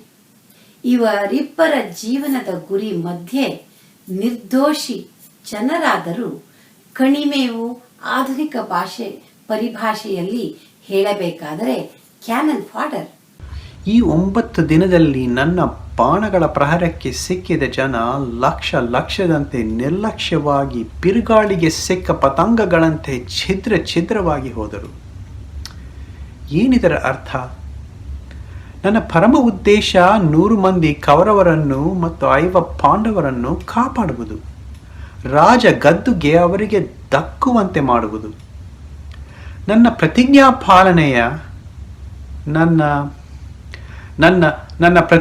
ಪಾಲನೆಯ ನನ್ನ ಏಕಮುಖ ಏಕದಿಶೆ ಎಂಬ ಮೂಕ ಕುಪ್ರತಿಷ್ಠೆ ಈ ಕುರುಕ್ಷೇತ್ರ ಯುದ್ಧಕ್ಕೆ ಕಾರಣೋಭೂತವಾಯಿತಲ್ಲ. ಈ ನನ್ನ ಪ್ರತಿಜ್ಞೆಯನ್ನು ಉಳಿಸಿಕೊಳ್ಳಲು ಮಧ್ಯದಲ್ಲಿ 18 ಅಕ್ಷೋಹಿಣಿ ಸೈನಿಕರ ಹತ್ಯೆ ಮಾಡುವುದು ಯಾವ ದೇವರಿಗೆ ಪ್ರೀತಿ? ಅಕಟಕಟ ಏನು ಮಾಡಲಿ, ಸೋತಿಹೆನು ನಾನು. ನನ್ನ ಜೀವನದ ದುರಂತ ಮಾಡುವುದರೊಟ್ಟಿಗೆ ಜಗತ್ತಿನ ಲಕ್ಷೋಪಲಕ್ಷ ಜನರ ಸುಖ ಸಂತೋಷ ಆಲಕ್ಷಿಸಿ ಹತಗೈಯುತ್ತಿದ್ದೇನಲ್ಲ. ಇದು ನ್ಯಾಯವೇ? ಇದು ಧರ್ಮಯುದ್ಧವೇ? ಪ್ರಬುದ್ಧ ಮನಜರು ಯುದ್ಧ ಮಾಡುವುದು ಧರ್ಮವೇ? ನಾನೊಂದರಿಯೇ ಶಿವನೇ ನರಹರಿಯೇ ನಾನೊಂದರಿಯೇ. ಈ ಅರ್ಥವಿಲ್ಲದ ನರಹತ್ಯೆ ನಿಲ್ಲಿಸಲು ಆ ಭಗವಂತ ಶ್ರೀಕೃಷ್ಣನಿಂದ ಒಬ್ಬನಿಗೇ ಸಾಧ್ಯ. ಅವ ಈಗ ನನ್ನ ಮಾತು ಕೇಳಬೇಕಾದರೆ ಅವನ ಮಾತು ಹುಸಿಯಾಗುವಂತೆ ಮಾಡಬೇಕು. ಯುದ್ಧದಲ್ಲಿ ಆಯುಧವ ಮುಟ್ಟೆ ಎಂಬ ಅವನ ಮಾತು ಹುಸಿ ಮಾಡಬೇಕು. ಆಗ ಈ ಅರ್ಥಹೀನ ಯುದ್ಧ ಒಂದು ಅಂತ್ಯಕ್ಕೆ ಬರಬಹುದು. ಯಾರಲ್ಲಿ ಏನೋ ಸದ್ದು ಕೇಳಿದಾಗಾಯ್ತಲ್ಲ. ಈ ಮೊಬ್ಬು ಕತ್ತಲಿನಲ್ಲಿ ಮಂಕು ಹಿಡಿದ ಮನಕ್ಕೆ ಮುಪ್ಪಡೆರಿದ ನೇತ್ರಕ್ಕೆ ಯಾರೋ ಕಿರೀಟಧಾರಿ ಬಂದ ಹಾಗೆ ಕಾಣಿಸ್ತಿದೆ. ಯಾರದು? ಹೋ, ಸುಯೋಧನ ಬಾ ವತ್ಸ ಬಾ, ಹೇಳು. ಅಜ್ಜ, ನಿಮ್ಮ ಆಶೀರ್ವಾದ ಬೇಡಲು ಬಂದಿದ್ದೇನೆ. ನನಗೆ ಯುದ್ಧದಲ್ಲಿ ಜಯ ಕೋರಿ ಎಂದು ಬೇಡಲು ಬಂದಿದ್ದೇನೆ. ನಿನ್ನ ಇಚ್ಛೆ ಪೂರೈಸಲಿ ವತ್ಸ. ಕುರುಕ್ಷೇತ್ರ ಯುದ್ಧದಲ್ಲಿ ನಿನಗೆ ಜಯವಾಗಲಿ. ಅಜ್ಜ, ನಿಮ್ಮ ಕಾಲಿಗೆ ವಂದಿಸಿಕೊಂಡಿದ್ದೇನೆ. ನಿಮ್ಮ ಆಶೀರ್ವಾದ ನನಗೆ ಶ್ರೀರಕ್ಷೆ ಆಗಲಿ. ನಿಮ್ಮ ಆಶೀರ್ವಾದ ಹುಸಿಯಾಗದಿರಲಿ. ಯಾರು ನೀನು? ಹತ್ತಿರ ಬಾ ಮಗನೇ, ಹತ್ತಿರ ಬಾ. ಅರ್ಜುನ, ಕುರುವಂಶಾಧೀಶನ ಮುಕುಟ ಶಿರದಲ್ಲಿ? ಅಯ್ಯೋ, ನಾನು ದುರ್ಯೋಧನ ಎಂದು ಈ ಮೊಬ್ಬು ಕತ್ತಲಿನಲ್ಲಿ ನಿನಗೆ ಆಶೀರ್ವಾದ ಮಾಡದನಲ್ಲ. ಕ್ಷಮಿಸಬೇಕಜ್ಜ, ಕ್ಷಮಿಸಬೇಕು. ಇದನ್ನು ನಾನು ಬರೀ ಮೋಜಿಗಾಗಿ ಹಾಕಿರೋದು. ಆದರೆ ನೀವು ಕೊಟ್ಟ ಮಾತು ಹುಸಿಯಾಗಬಾರದು. ಪಿತಾಮಹ ಹುಸಿಯಾಗಬಾರದು. ನೀವು ಜೀವಂತವಾಗಿರುವವರೆಗೂ ನಮಗೆ ಜಯ ಖಂಡಿತ ಸಲ್ಲ. ಧರ್ಮಯುದ್ಧಕ್ಕೆ ಧಿಕ್ಕಾರ ಎಂದು ಯಾವ ಮೊಮ್ಮಗ ಕೇಳಿಯಾನೋ ಅಜ್ಜ? ನಿಮ್ಮನ್ನು ಕೊಲ್ಲುವ ಮಾರ್ಗ ತಿಳಿಸು ಎಂದು? ಎಂಥ ವಿಪರ್ಯಾಸ! ಸಂಧಾನಕ್ಕೆ ಒಡಬಂಡದೆ ನಮ್ಮನ್ನು ಆ ಧೂರ್ತ ದುರ್ಯೋಧನ ಇಂಥ ಸಂದಿಗ್ಧ ಸ್ಥಿತಿಯಲ್ಲಿ ಸಿಲುಕಿ ಹಾಕಿಬಿಟ್ಟಿದ್ದಾನೆ. ನನ್ನ ಕೈಯಲ್ಲೇನೂ ಇಲ್ಲ. ಜಗದೊಡೆಯ ಶ್ರೀಕೃಷ್ಣ, ಅವನ ಚದುರಂಗದ ಆಟದ ಬೊಂಬೆಗಳು ನಾವು. ಅಜ್ಜ, ನಿಮ್ಮ ಮರಣದ ಮರ್ಮ ಅರ್ಹೋಯ್ಯನಿಗೆ. ಕೃಷ್ಣ, ನನ್ನ ಪ್ರಾರ್ಥನೆ ಆಲಿಸಿ ಈ ಪಾರ್ಥನನ್ನು ಕಳುಹಿಸಿ ಎನ್ನ ರಕ್ಷಣೆಗೆ ಬಂದೆಯ ಕರುಣಾನಿಧಿ. ನಿನ್ನ ಏಕೈಕ ಭಕ್ತನ ಮೇಲೆ ದಯತೋರಿ ಬಂದೆಯ ವತ್ಸ. ಅರ್ಜುನ, ನಾನು ಗಂಡುಗಲಿ, ನಾನು ಪುರುಷ, ನಾನು ರಣಧೀರ ಭೀಷ್ಮ. ನಾನು ಪುರುಷರ ಬಿಟ್ಟರೆ ಬೇರೆ ಯಾರ ಜೊತೆಯೂ ಯುದ್ಧ ಮಾಡುವುದಿಲ್ಲ. ನನ್ನೆದುರು ಪುರುಷರಲ್ಲದವರು ಬಂದರೆ ಶಸ್ತ್ರ ತ್ಯಾಗ ಮಾಡುತ್ತೇನೆ. ಆಗ ನಿರಾಯುಧನ ನಾನು. ಮಗನೇ, ನೆನಪಿಟ್ಟುಕೋ, ನಾನು ಶರಣಾಗತನಲ್ಲ, ನಿರಾಯುಧ. ಒಬ್ಬ ನಿರಾಯುಧನನ್ನು ಹತಗೈಯುವುದು ಧರ್ಮಯುದ್ಧಕ್ಕೆ ಬಾಹಿರವಲ್ಲ. ಆದರೆ ಕುಂತಿನಂದನ, ಯುದ್ಧದ ಆವೇಶದಲ್ಲಿರುವಾಗ ಬಾಂಧವ್ಯದ ಮೋಡ ಕವಿಯಲು ಬಿಡಬೇಡ. ನನ್ನ ಎದುರಿಸುವ, ನನ್ನ ಹತಗೈಯುವ ಒಂದು ಮಾರ್ಗ ಸೂಚಿಸಿದ್ದೇನೆ.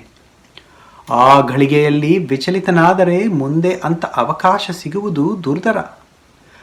ಮೊಮ್ಮಗನ ಆಸರೆಯಿಂದ ಈ ಭಕ್ತವತ್ಸಲ ಭೀಷ್ಮ ತನ್ನ ಭಗವಂತನಲ್ಲಿ ಐಕ್ಯವಾಗುವಂಥ ಅವಕಾಶ ಬರುತ್ತದಲ್ಲ, ನಾನೇ ಭಾಗ್ಯವಂತ. ಕುರುಕ್ಷೇತ್ರ ಯುದ್ಧದ 10ನೆಯ ದಿನ ಉದಯವಾಯಿತು. ಮಂದಗಮನೆಯಾದ ಗಂಗಾ ನದಿಯು ಇಂದು ಬಹಳ ರಭಸದಿಂದ ರಾಜಾರೋಷದಿಂದ ಹರಿಯುತ್ತಿದ್ದಾಳೆ. ಬಾನಿನಲ್ಲಿ ಕಾರ್ಮೋಡ ಕವಿದಿತ್ತು. ರಣಾಂಗಣದಲ್ಲಿ ಎಲ್ಲೆಲ್ಲೂ ನೋಡಿದರೂ ಹೆಣಗಳ ರಾಶಿ, ರಣ ಹದ್ದುಗಳು, ಕತ್ತೆ ಕಿರುಬಗಳು ಜನ್ಮ ಜನ್ಮಕ್ಕೂ ತಿನ್ನುವಷ್ಟು ಗ್ರಾಸ ಒದಗಿಸಿದ್ದಕ್ಕೆ ಕೇಕೆ ಹಾಕಿ ನಗುತ್ತಿದ್ದವು. ಅವುಗಳ ಕುಹಕನಗೆ ಈ ರೀತಿಯಾಗಿ ಭಾಸವಾಗುತ್ತಿತ್ತು. ಭೀಷ್ಮ, ನಮ್ಮ ದಾತ ನೀನು, ನಮ್ಮ ಪರಮ ಚರಮ ಮಿತ್ರ ನೀನು. ಈ ಬರಡು ಭೂಮಿಯಲ್ಲಿ ನಮ್ಮ ಉದರವ ತುಂಬಿಸಿದ ಧೀಮಂತ ನೀನು. ನಮ್ಮ ಅನೇಕಾನೇಕ ತಲೆಮಾರಿಗೆ ಪುಷ್ಕಳವಾದ ಭೋಜನ ಒದಗಿಸಿದ ಅನ್ನದಾತ ನೀನು. ಪ್ರತಿಜ್ಞಾಬದ್ಧ ಭೀಷ್ಮ, ಈ ನಿನ್ನ ಮಾನವ ಕುಲದಲ್ಲಿ ಎಲ್ಲರೂ ಹೀಗೆ ಪ್ರತಿಜ್ಞೆ ಮಾಡಿದ್ದರೆ ಎಷ್ಟು ಉಳಿತು? ಎಲ್ಲರೂ ನಿನ್ನಂತೆ ಮನುಷ್ಯರನ್ನು ಸಿಗಿದು ಹಾಕಿದರೆ ಎಷ್ಟು ಶ್ರೇಯಸ್ಕರ. ಆಹಾ, ನಾವು ಮೃಗ ಪಕ್ಷಿಗಳು, ಬುದ್ಧಿ ಇಲ್ಲದವರು, ಶೂನ್ಯ ವಿದ್ಯಾಪಾರಂಗತರು. ಆದರೆ ಗಂಗಾಪುತ್ರ, ನಿನ್ನಂಥ ಜೀವನ ಪರ್ಯಂತ ಮೂಢರ ಸೇವೆಯನ್ನು ಅಂಧವಾಗಿ ಮಾಡಿದ ಅಂಧರಲ್ಲ ನಾವು. ಆಹಾ, ಬೇಕು ನಿನ್ನಂಥವರು ಬೇಕು. ನಿಮ್ಮ ಮಾನವ ಕುಲ ಹತೋಟಿ ತಪ್ಪಿ ಸಂಖ್ಯೆ ಏರಿದರೆ ಬೇಕು ನಿಯಂತ್ರಿಸಲು ನಿನ್ನಂಥವರು. ಮಿತ್ರ, ಸಮಯವಾಯಿತು, ಹೊರಡು. ಇಂದು ರಾತ್ರಿ ನಮಗೆ ಬಿಸಿ ನೆತ್ತರನ್ನು ಒದಗಿಸು. ಆಹಾ. ತಮ್ಮ ಅರ್ಜುನ, ಏನು ಹೇಳಬೇಕೆಂದು ಅರಿಯೆ ನಾನು. ಅಡಿ ಇಡಲು ಸ್ಥಳವಿಲ್ಲ, ಮಣ್ಣಿನ ಜಾಡಿಲ್ಲ. ಆಗಿಯದು ಈ ರಣಭೂಮಿ ಒಂದು ಮಸಣದ ಮೈದಾನ. ಮಾರ್ದನಿಸುತ್ತದೆ ಭೂತ ಪಿಚಾಚಿಗಳ ವಿಕಟ ಅಟ್ಟಹಾಸ. ಅಷ್ಟ ದಿಕ್ಕುಗಳಲ್ಲಿ ಕಣ್ಣಿನ ವಿಸ್ತಾರಕ್ಕೆ ದಿಗಂತದಾಚೆಗೆ ಹರಡಿಯುವುದು ಹೆಣಗಳ ರಾಶಿ. ಯಾವ ಪುರುಷಾರ್ಥಕ್ಕಾಗಿ ಈ ರಕ್ತ ದೋಕುಳಿ? ತಮ್ಮ, ನಿಲ್ಲಿಸಬೇಕು ಈ ನರಹತ್ಯೆ, ಮೃಗ ಹತ್ಯೆ. ಹೌದು, ನೋಡು, ಬೆಟ್ಟೋಪಾದಿಯಲ್ಲಿ ಬಿದ್ದಿಹೇದು ಹಸ್ತಿನಾವತಿಯ ರಾಜ ಲಾಂಛನದ ಹಸ್ತಿ ಸ್ತೋಮದ ರಾಶಿ. ಒಂದೆಡೆಗೆ ಈ ಕಡೆಗೆ ನೋಡು, ಹಯವದನಗಳ ರಾಶಿ. ಶ್ರೀಲಕ್ಷ್ಮಿಯ ಹಯಗ್ರೀವಿಯ ಮೆಚ್ಚಿಯಾನೆ ತಮ್ಮ, ಮೆಚ್ಚಿಯಾನೆ. ಪಿತಾಮಹನ ವಧೆ ಆಗಲೇಬೇಕು. ಅಣ್ಣ ಧರ್ಮರಾಯನ ಪ್ರಸ್ತಾವನೆ ಬೇಡ. ಅಜ್ಜನ ಮರಣದ ಮರ್ಮವ ಅರಿತುವೆವು ನಾವು. ನಾನಾಗಲೇ ಶಿಖಂಡಿಗೆ ಬರಲು ಆಜ್ಞಾಪಿಸಿದ್ದಾನೆ. ಅದೋ ಬಂದ ಶಿಖಂಡಿ ಸಮರ ಸಜ್ಜಿತನಾಗಿ. ರಾಜಕುಮಾರರೇ, ಇದು ಹೊಂದಿಸಿಕೊಂಡಿದ್ದೇನೆ. ಇಂದು ಪಾರ್ಥ ಸಾರಥಿಯ ಸಾರಥ್ಯದಲ್ಲಿ ಚಲಿಸುವ ಭಾಗ್ಯ ಎನ್ನದು ಬಲು ದೊಡ್ಡ ಭಾಗ್ಯ. ಕಾದಿಹೆನೋ ಶ್ರೀಕೃಷ್ಣ ಬರುವನೆಂದು, ಎನ್ನೆಯ ಆಸೆ ಪೂರೈಸುವನೆಂದು, ಎನ್ನೆಯ ಜನ್ಮದ ಶಪಥ ಈಡೇರಿಸುವನೆಂದು. ಏನದು ಪ್ರತೀಕಾರ ಭೀಷ್ಮ ವಧೆ. ತನ್ನ ಪ್ರತಿಜ್ಞೆ ಭಂಗ ಬಾರಕೂಡದು. ತನ್ನ ವ್ಯಕ್ತಿತ್ವ ಕಳಂಕರಹಿತವಾಗಿರಬೇಕು. ತಾನು ತನ್ನದು ಎಂಬ ಮಹಾಗರ್ವಿಷ್ಠ ಭೀಷ್ಮನ ಪ್ರಾಣ ಸೆಳೆಯುವ ಸಂತೃಪ್ತಿ ಎನ್ನದು. ಅಪುರೇಶರ ಎದುರು ಶಸ್ತ್ರತ್ಯಾಗ ಮಾಡುತ್ತಾನಂತೆ. ಯಾಕೆ? ಯಾವ ಯುದ್ಧ ಧರ್ಮದಲ್ಲಿ ಇದನ್ನು ಒಕ್ಕಣಿಸಿದ್ದಾರೆ? ಯಾರು ಬರೆದಿದ್ದಾರೆ? ಒಬ್ಬ ವ್ಯಕ್ತಿಯ ಲಿಂಗವನ್ನು ಅವಲಂಬಿಸಿ ಆ ವ್ಯಕ್ತಿಯ ಕೆಲಸ ಮಾಡುವ ಯೋಗ್ಯತೆ ನಿರ್ಧಾರ ಮಾಡುವ ಹಕ್ಕು ಯಾವ ವ್ಯಕ್ತಿಗೂ ಇಲ್ಲ, ರಾಜ್ಯಕ್ಕೂ ಇಲ್ಲ. ಹಾಗೆ ತಾರತಮ್ಯ ಮಾಡಿದ ಮತಿಭ್ರಂಶರಿಗೆ ಇಂದು ಪರಮಾತ್ಮನೇ ಪಾಠ ಕಲಿಸುತ್ತಿದ್ದಾನೆ. ಅಲ್ಲಿ ನೋಡು, ಶ್ರೀಕೃಷ್ಣ ರಥ ತರುತ್ತಿದ್ದಾನೆ. ಅರ್ಜುನ, ರಥವನ್ನೇರು, ಹಾರಾಧಾರಣಿ ನಾನು ನಿನ್ನ ನೇತೃತ್ವದಲ್ಲಿ ಉಪಸ್ಥಿತಿ ಆಗಿದ್ದೇನೆ. ಪರಮಾತ್ಮ, ಎಂಥ ಭಾಗ್ಯಶಾಲಿ ನಾನು. ಸಾಲ್ವ, ಭೀಷ್ಮ, ಪರಶುರಾಮ ಎಲ್ಲರಿಂದಲೂ ತಿರಸ್ಕೃತೆಯಾದ ಅಂಬೆಯ ಮೊರೆ ಕೇಳಿ ಬಂದೆಯಾ? ಓ ಎನ್ನ ದೇವ, ನಿನ್ನೆಯ ನೇತೃತ್ವದಲ್ಲೇ ಆಗಲಿ ಎನ್ನೆಯ ಪ್ರತಿಜ್ಞೆಯ ಪರಿಪಾಲನೆ. ತಾಯೇ ಅಂಬಾಭವಾನಿ, ಅಂದು ಎನ್ನೆಯ ಪೂರ್ವಜನ್ಮದಲ್ಲಿ ನಿನ್ನೊಡಲ ಸೇರಿದ ಅಂಬೆ ಇಂದು ಮಂಗಳದಾಯಕ ಶ್ರೀ ಪುರಂದರ ವಿಠಲನ ಕೃಪೆಯಿಂದ ಮಂಗಳಮುಖಿಯಾಗಿ ಭೀಷ್ಮನ ದುರಂತ ಜೀವನದ ಕೊನೆಯ ಅಧ್ಯಾಯಕ್ಕೆ ನಾಂದಿ ಹಾಡುವಂಥವನಾಗಿದ್ದೇನೆ. ಪಾರ್ಥ ಸಾರಥಿ, ಚಲಿಸು ನಿನ್ನ ರಥವ, ಸಾಗಲಿ ಮುಂದೆ. ಇಲ್ಲಿ ಸಭಿಕರು ಗಮನಿಸಬೇಕು. ಈಗ ಕಲಿಯುಗದಲ್ಲಿ 2021ರಲ್ಲಿ 21 ದೇಶಗಳು ಮಾತ್ರ ಮಂಗಳಮುಖಿಯರನ್ನು, ಅಂದರೆ ಟ್ರಾನ್ಸ್ಜೆಂಡರ್ ಪರ್ಸನ್ಸ್ರನ್ನು ಸೈನ್ಯಕ್ಕೆ, ಇತರ ಸರಕಾರಿ ಹುದ್ದೆಗಳಿಗೆ ಸೇರಲು ಬಿಡುತ್ತಾರೆ. ಆ 21ನೇ ದೇಶವೇ ನಮ್ಮ ಅಮೆರಿಕ. 200 ವರ್ಷ ಬೇಕಾಯಿತು ನಮಗೆ ಜ್ಞಾನೋದಯವಾಗಲು, ಬುದ್ಧಿಗೆ ಪಕ್ವತೆ ಬರಲು. ದುಃಖದ ಸಂಗತಿ ಏನೆಂದರೆ ನಮ್ಮ ತಾಯ್ನಾಡಾದ ಭಾರತ ಇನ್ನೂ ಮೌಢ್ಯ, ಅಂಧಾಚಾರ, ಕಂದಾಚಾರದಲ್ಲಿ ಮುಳುಗಿದೆ. ನಮ್ಮ ಅರಾವಣಿ ಆರ್ಟ್ಸ್ ಪ್ರಾಜೆಕ್ಟ್ ಅಂಥ ಸಂಸ್ಥೆಗಳು ಇದರ ವಿರುದ್ಧ ಸಮಾಜದಲ್ಲಿ ಏಕತೆ ಹೋರಾಡುತ್ತಾ ಇದ್ದಾರೆ.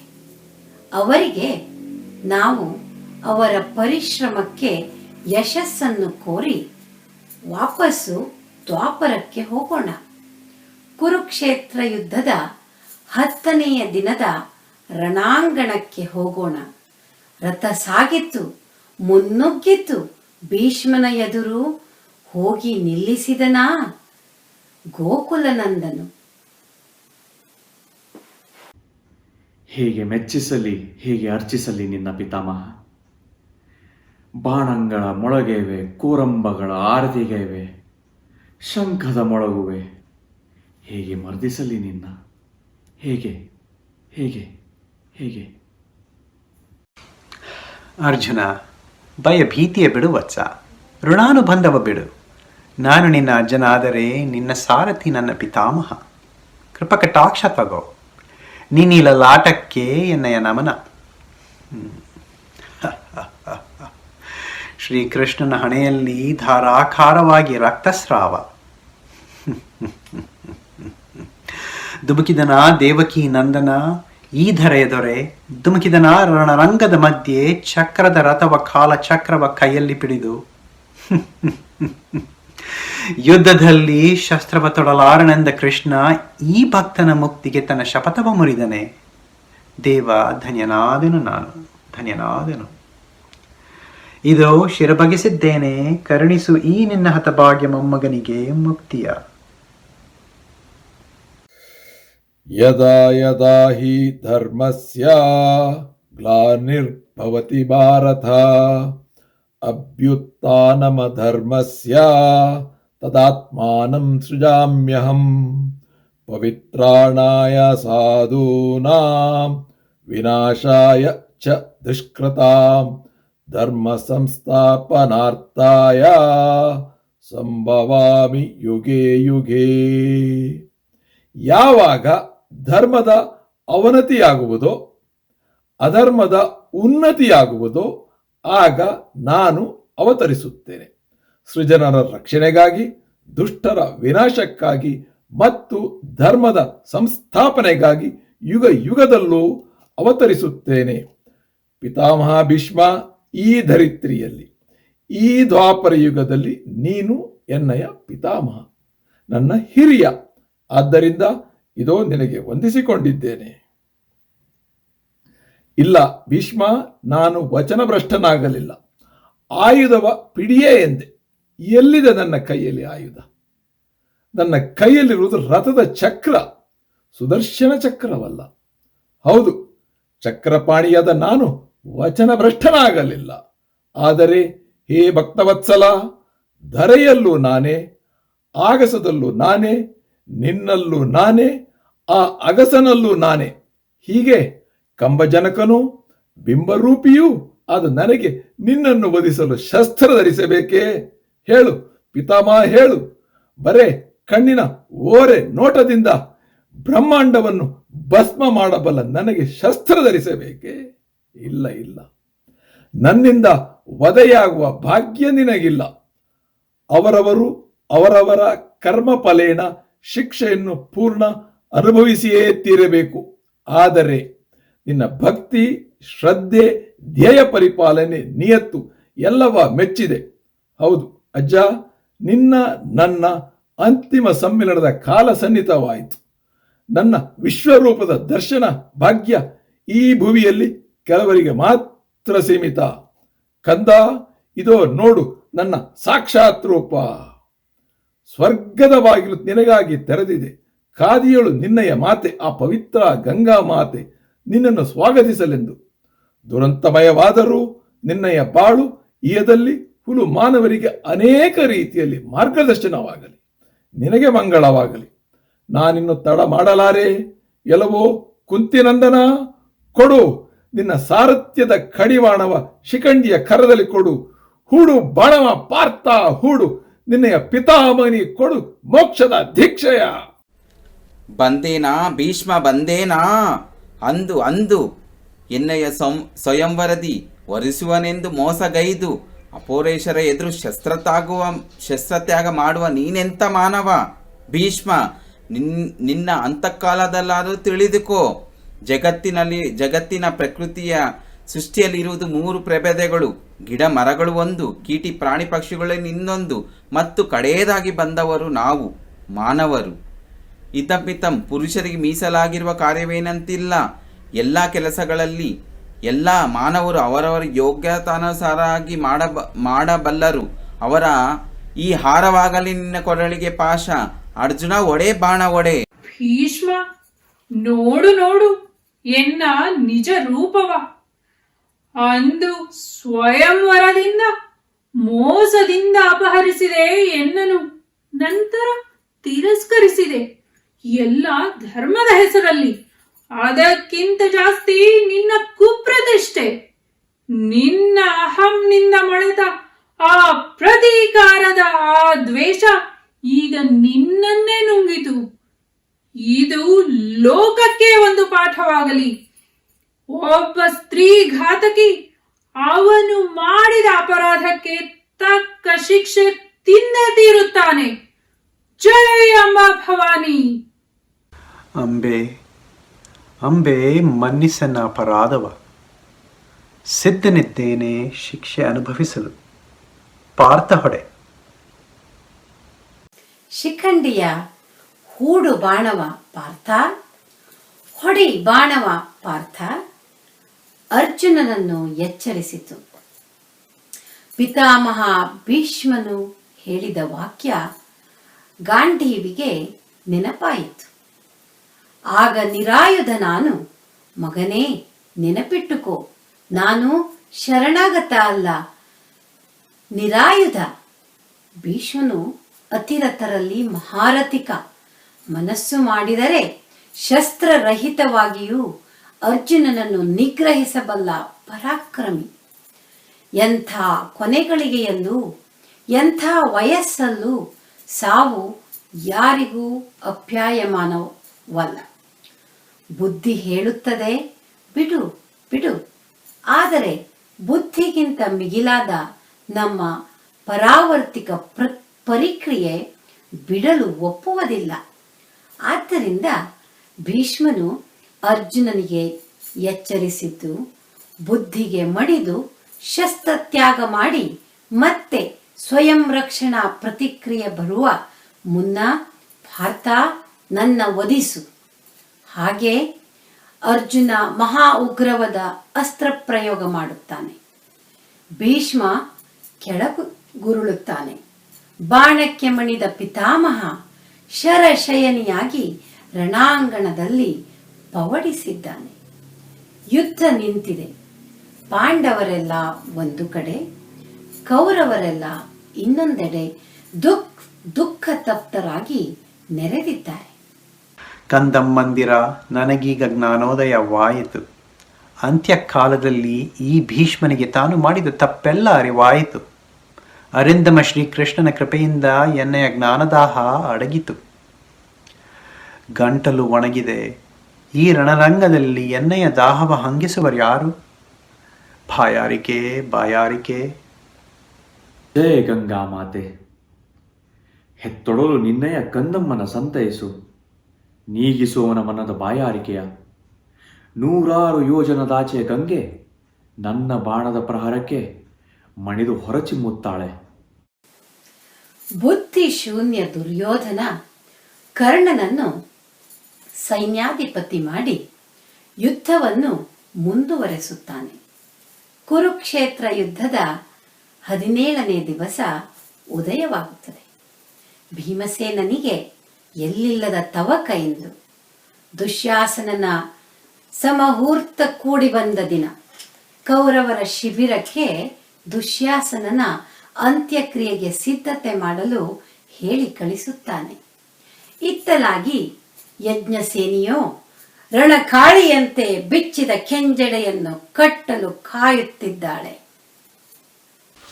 ದುಶ್ಯಾಸನ, ಎಲ್ಲೋ ದುಶ್ಯಾಸನ, ತುಂಬಿದ ಸಭೆಯಲ್ಲಿ ಧರ್ಮದ ಸಂಕೋಲೆಯಲ್ಲಿ ನಾವೆಲ್ಲ ಬಂಧಿತರಾಗಿದ್ದಾಗ ಪರಾಕ್ರಮಿಯಂತೆ ಒಬ್ಬ ರುಜಸಲ್ವ ಪರಪತ್ನಿಯ ಮೇಲೆ ಕೈ ಮಾಡಿದೆಯಲ್ಲ. 17 ಬಾರಿ ಶೀಲಹರಣ ಮಾಡಲು ಪ್ರಯತ್ನ ಪಟ್ಟೆಯಲ್ಲ. ಕೈ ಸೋತು ಬಿದ್ದೆಯಲ್ಲ ರಣ ಹೇಳಿ. ಬಾ, ಈಗ ಇಂದು 17ನೇ ದಿನ ನಿನ್ನ ಮುಹೂರ್ತ ತುಂಬಿ ಬಂದಿದೆ. ಇಂದು ನಿನಗೆ ತೋರಿಸುತ್ತೇನೆ ಈ ಜಗತ್ರಾಣಿಯ ಅಗಮ್ಯ ಪಿತನ ನಿಜ ಪೌರುಷ. ಸನ್ನಿಹಿತನಾಗು, ನನ್ನ ಅಗ್ರಜ ಧರ್ಮರಾಯನ ಪಿತನನ್ನು ಎದುರಿಸಲು. ಭೀಮ ದುಶ್ಯಾಸನನನ್ನು ಸಿಗಿದು ಹಾಕಿ ಅತ್ಯಂತ ಬೀಭತ್ಸ್ಕರ ರೀತಿಯಲ್ಲಿ ಅವನ ಎದೆಗುಂಡಿಯನ್ನು ಬಗೆದು ಅವನ ನೆತ್ತರ ಆಸ್ವಾದಿಸುತ್ತಾನೆ. ಆಗ ಅಲ್ಲಿ ರಣಚಂಡಿ ನೀಳಕೇಶಿ ತನ್ನ ಕೆಂಜೆಡೆಯ ಕೆದರುಕೊಂಡು ಬರುತ್ತಾಳೆ. ದುಶ್ಯಾಸನ, ಹ ಹ ಹ, ನಿನ್ನ ಕನಸಿನಲ್ಲಿ ನನಸಲ್ಲಿ ಕಾಡಿದ ರಣಚಂಡಿ ನಾನು. ಮನಸ್ಸು ಮಾಡಿದ್ದರೆ ನಾನು ಅಂದೇ ಒಡ್ಡೋಲಗದಲ್ಲೇ ನಿನ್ನನ್ನು ಸುಟ್ಟು ಭಸ್ಮ ಮಾಡಿಬಿಡುತ್ತಿದ್ದೆ. ಆದರೆ ನೀನು ಇಳಿದ ಮಟ್ಟಕ್ಕೆ ಧರ್ಮ ಸಂರಕ್ಷಕರಾದ ನಾವು ಬೀಳುವ ಹಾಗಿಲ್ಲ. ಇದು ರಣರಂಗ. ನನ್ನ 17 ಸೀರೆಯನ್ನು ಸೆಳೆದ ನಿನ್ನ ಪೌರುಷ ಎಲ್ಲಿ ಹೋಯಿತು? ಆರ್ಯಪುತ್ರ ಭೀಮಸೇನ, ನನ್ನ ಕೆದರಿದ ಕೇಶರಾಶಿ ಈ ದಿನಕ್ಕೆ ಕಾದಿತ್ತು. ಲೇಪಿಸು ರಕ್ತವ, ಹೆಡೆ ಎನ್ನ ಜಡೆಯ ಅವನ ಕರುಳಿನಿಂದ. ಲಂಪಟರೇ, ತಾಮಸಿಕರೇ, ಅಸಹಾಯಕ ಸ್ತ್ರೀ ಮೇಲೆ ಕೈ ಮಾಡುವವರೇ, ಕೇಳಿ, ಇಲ್ಲಿ ಕೇಳಿ. ಈ ನನ್ನ ನೆತ್ತರಿಂದ ತೋಯ್ದ ಕೆಂಜಡೆಯ ಲಾಂಛನ ನಿಮ್ಮ ಮನಸ್ಸಲ್ಲಿ ಸದಾ ಇರಲಿ. ಯಾವುದೇ ತರಹದ ಸ್ತ್ರೀ ದೌರ್ಜನ್ಯ ಇಂದಲ್ಲ ನಾಳೆ ನಿಮ್ಮ ಅಧೋಪತನಕ್ಕೆ ಕಾರಣವಾಗುತ್ತದೆ. ಜಾಗ್ರತೆ, ಜಾಗ್ರತೆ. ಅಂಬುಗ್ರಾಸರಾದ ನಿರ್ದೋಷಿಗಳು ಲಕ್ಷದಲ್ಲಿ ನಿಗ್ರಹಿಸಲ್ಪಡುತ್ತಾರೆ. ಪ್ರಕೃತಿ ಮಾತೆ ಸಂತೋಷದಲ್ಲಿ ನಲಿದಾಡುತ್ತಾಳೆ. ಕಲುಷಿತ ಮಾನವರ ನಿಗ್ರಹಕಾರಕ ಭೀಷ್ಮನನ್ನು ಹಾಡಿ ಹರಿಸುತ್ತಾಳೆ. ಪವಿತ್ರ ಗಂಗೆಯ ಶುಚಿತ್ವ ಹಾನಿ ಮಾಡಿದ ಲಕ್ಷೋಪಲಕ್ಷ ಜನರ ನಿಗ್ರಹ ಮಂದಿನ ಜನಾಂಗಕ್ಕೂ ಕಾಡು ಮೃಗ ಪಕ್ಷಿಗಳ ಸಂತಾನಕ್ಕೂ ಉಸಿರಾಡಲು ಅವಕಾಶ ಒದಗಿಸುತ್ತಿದೆ. 18 ದಿನ ನರಮೇಧ ಸಾಂಗವಾಗಿ ನೆರವೇರಿತು. ದೇವಿ ಜಗನ್ಮಾತೆ 4 ಮಿಲಿಯ ಜನರಿಂದ ಹಗುರವಾದಳು. ಮಹಾತಾಯಿ ಗಂಗೆ ತನ್ನ ಸ್ವಚ್ಛತೆಯ ಕಾರ್ಯವನ್ನು ಯಶಸ್ವಿಯಾಗಿ ನೆರವೇರಿಸಿದ ಮಗನೊಡಗೂಡಿ ನಲಿಯುತ್ತಾಳೆ. ಇತ್ತಲಾಗಿ ದುರ್ಯೋಧನ ಒಬ್ಬನೇ ಉಳಿದಿದ್ದಾನೆ. ಏಕಾಂಗಿ. ಇರುಳು ಸನ್ನಿಹಿತವಾಗಿದೆ. ಎಲ್ಲೆಲ್ಲೂ ರಣಸ್ಮಶಾನ ಮೌನ. ಒಬ್ಬನೇ ದಾಪುಗಾಲು ಹಾಕಿಕೊಂಡು ಹೋಗುತ್ತಿದ್ದಾನೆ. ಶಾಕಿನಿ ಡಾಕಿನಿಯರು ಎಣ್ಣೆಯ ಬೆನ್ನಟ್ಟಿದ್ದಾರೆ. ದುರ್ಯೋಧನ, ನೀನು ನಮ್ಮ ಇಷ್ಟದೇವ, ನೀನು ನಮ್ಮ ಮಿತ್ರ, ನಮ್ಮ ಸಂಖ್ಯೆಯ ವೃದ್ಧಿಸಿದವ, ನೀನು ನಮ್ಮ ನೆತ್ತರದಾತ, ನಿನಗೆ ನಮ್ಮ ಲೋಕದ ಬಾಗಿಲು ತೆರೆದಿದೆ. ಬಾಬಾ ದುರ್ಯೋಧನ, ನಿನ್ನ ವಿಧಿಯನ್ನು ತಪ್ಪಿಸಲಾರೆ. ಹಾ ಹಾ ಹಾ ಹಾ ಎಂದು ಎನ್ನ ಬೆನ್ನ ಹಿಂದೆ ಕೇಕೆ ಹಾಕಿ ನಗುತ್ತಿದ್ದವು. ಈ ಹೆಣಗಳ ದುರ್ನಾಥದಲ್ಲಿ ಉಸಿರು ಕಟ್ಟಿ ಹೋಗುತ್ತಿದೆ. ಈ ಮಾಂಸದ ಗೋಸರಿನಲ್ಲಿ ಕಾಲು ಹೂತು ಹೋಗುತ್ತಿದೆ. ಸಹಿಸಲಾರದ ಭ್ರಾತೃವಿಯೋಗ. ಪ್ರಿಯ ಮಿತ್ರ ಕರ್ಣ ಅಗಲಿದ. ಧರ್ಮನಂದನ ಮುಟ್ಟಾಳ. ಈ ಒಂದು ರಾತ್ರಿ ನಾನು ಬದುಕಿ ಉಳಿದರೆ ರಾಜ್ಯವೆನ್ನದು. ಯಾರೂ ಊಹಿಸಲಾಗದ ಜಾಗದಲ್ಲಿ ಹೋಗಿ ಅಡಗಿ ಕೂರುತ್ತೇನೆ. ಹಾ ಹಾ ಹಾ ಹಾ. ಧರ್ಮರಾಯನ ಬೇಹುಗಾರರು ದುರ್ಯೋಧನನ ಗುಪ್ತ ಜಾಗವನ್ನು ಪತ್ತೆ ಹಚ್ಚಿ ವರದಿ ಮಾಡಲು ಪಾಂಡವರು ಮತ್ತು ಕೃಷ್ಣ ವೈಶಂಪಾಯನ ಸರೋವರದ ದಂಡೆಗೆ ತ್ವರಿತದಿಂದ ಬರುತ್ತಾರೆ. ಇಲ್ಲಿ ನೀವು ಕೇಳಬಹುದು, ಕೃಷ್ಣ ಯಾಕಿಲ್ಲಿ? ಒಂದು ಸರಪಳಿಯ ಬಲಿಷ್ಠತೆ ಇರುವುದು ಅದರ ಅತ್ಯಂತ ದುರ್ಬಲ ಕೊಂಡಿಯಲ್ಲಿ. ಈ ಸಂದರ್ಭದಲ್ಲಿ ಧರ್ಮರಾಯ ಮಾತು ಕೊಟ್ಟಾಗಿತ್ತು. ಯಾವುದೇ ಕಾರಣ ದುರ್ಯೋಧನ ಸಾಯದಿದ್ದರೆ ಮತ್ತೆ ಯಾರಿಗೂ ಶಾಂತಿ ಇಲ್ಲ. ಆದ್ದರಿಂದ ಪುರುಷೋತ್ತಮ ಅಲ್ಲಿ ಒಟ್ಟಿಗೆ ಇದ್ದ. ದುರ್ಯೋಧನ, ನೀನು ಜಲಾಂತರ್ಗಾಮಿಯಾಗಿ ಅಲ್ಲಿ ಸರೋವರದಲ್ಲಿ ಅವಿತು ಕೂತಿದ್ದೀಯ ಎಂದು ನಮಗೆ ಗೊತ್ತು. ನಿನಗೆ ನಮ್ಮಿಂದ ಯಾವ ತರಹ ಭಯ ಬೇಡ.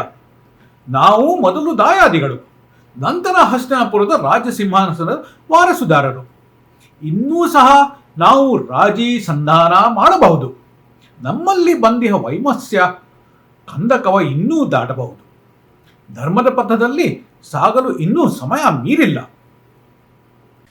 ಈ ಅಣ್ಣನಿಗೆ ಬೇರೆ ಕೆಲಸವಿಲ್ಲ, ಇನ್ನೂ ಬುದ್ಧಿ ಬಂದಿಲ್ಲ. ಆ ದುರ್ಯೋಧನ ಎಂತ ತಾಪಸಿ ಎಂದು. ಏ ದುರ್ಯೋಧನ, ಅಣ್ಣ ಬಾ ಹೊರಗೆ. ನಿನ್ನ ಪ್ರಿಯ ಸಹೋದರ ಬಾ ಹೊರಗೆ. ಕೊಟ್ಟಿಹೇನು ನಾನು ನಿನಗೆ ವಚನವ. ಮುರಿಯೋನು ನಿನ್ನ ಬಲ ತೊಡೆಯ. ಮುರಿಯಲು ಬಿಡದಿರು ಎನ್ನ ವಚನವ. ನಿನ್ನ ತಮ್ಮ ವಚನ ಭ್ರಷ್ಟನಾದ ಎಂಬ ಕಳಂಕ ನಿನ್ನನ್ನು ಬಾಧಿಸದಿರಲಿ. ರಣ ಹೇಳಿ ತೋರಿದ ನಿನ್ನಯ ದರ್ಪವ ಒಡ್ಡೋಲಗದಿ. ನಿನ್ನ ಶೌರ್ಯ ತೋರಿಸಲು ಈ ಸಮರದಲ್ಲಿ ಎಂದು ಕುರುವಂಶದಾಧೀಶನಂ ಮೂದಲಿಟ್ಟಂ ಭೀಮನಾಧಿಂ ಭೀಮಂ. ನೀರೊಳಗಿರ್ದುಂ ಬೇಮರ್ದಂ ಉರಗಪತಾಕಂ. ನೀರೊಳಗಿದ್ದರೂ ದುರ್ಯೋಧನನು ಕೋಪದಲ್ಲಿ ರೋಸಿ ಹೋಗಿ ಸಿಟ್ಟಿನಲ್ಲಿ ಬೆವರಿದನು ಎಂದು ಮಹಾಕವಿ ರನ್ನ ತನ್ನ ಕೃತಿ ಗದಾಯುದ್ಧದಲ್ಲಿ ಹೇಳುತ್ತಾನೆ. ಅಂದರೆ ಇಡೀ ಸರೋವರದ ನೀರು ಕುದಿಯಲು ಹೊರಟಿತಂತೆ. ಭೀಮ ತನ್ನ ಛೇಡಿಸುವಿಕೆಯ ಅಣುಕುವಿಕೆಯ ವರ್ಷಂಗೈಯಲು ಸುಯೋಧನ ಜಲಾಂತರ್ಗಾಮಿ ಮಂತ್ರವ ಪಠಿಸುವುದು ಮರೆತ ಒಂದು ನೌಕಾ ಸ್ಫೋಟಕ ಟೋರ್ಪಿಡೋ ಉಡಾಯಿಸುವ ರೀತಿಯಲ್ಲಿ ಹೊರಬಂದು ಬುಸುಗುಟ್ಟುತ್ತಾನೆ ಕೋಪೋದ್ರೇಕದಲ್ಲಿ. ಶಾಂತನಾಗು ದುರ್ಯೋಧನ, ಶಾಂತನಾಗು, ಹೆದರಬೇಡ. ನಾವು ಯಾರು ನಿನ್ನ ಮೇಲೆ ಏಕಪ್ರಕಾರ ಪ್ರಹಾರಕ್ಕೆ ತೊಡಗುವುದಿಲ್ಲ. ನಿರಾಹಾರಿಯೂ ಇಷ್ಟ ಬಂಧು ಮಿತ್ರರನ್ನು ಕಳೆದುಕೊಂಡವನೂ ಶೋಷಿತನೂ ನುರಾಯುಧನೂ ಆದ ನಿನಗೆ ಮೊದಲು ಷೋಡಶೋಪಚಾರ ಮಾಡಿ ನೀನು ಕೇಳಿದ ಆಯುಧಗಳನ್ನು ಕೊಟ್ಟು ಮೊದಲು ಉಪಚಾರ. ನಂತರ ದುರ್ಯೋಧನ ಕೇಳು, ನಿನಗೆ ಇಚ್ಛೆ ಇದ್ದವರೊಡನೆ ನೀನು ದ್ವಂದ್ವ ಯುದ್ಧ ಮಾಡಬಹುದು.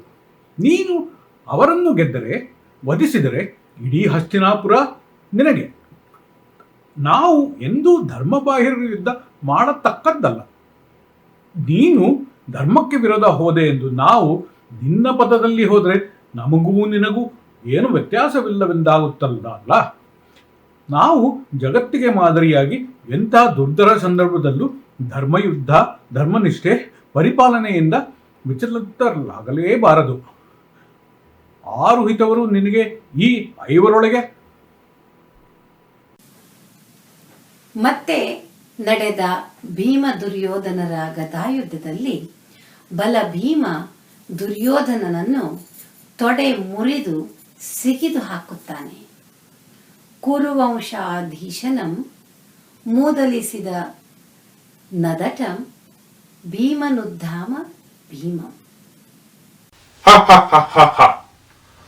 ತೊಡೆ ಮುರಿದು ಬಾಳೆ ಮರುದೋಪಾದಿ ಬಿದ್ದಿನಿಹರನು ಕುರುವಂಶದ ಕೊನೆಯ ದುಷ್ಟ ಕುಡಿ.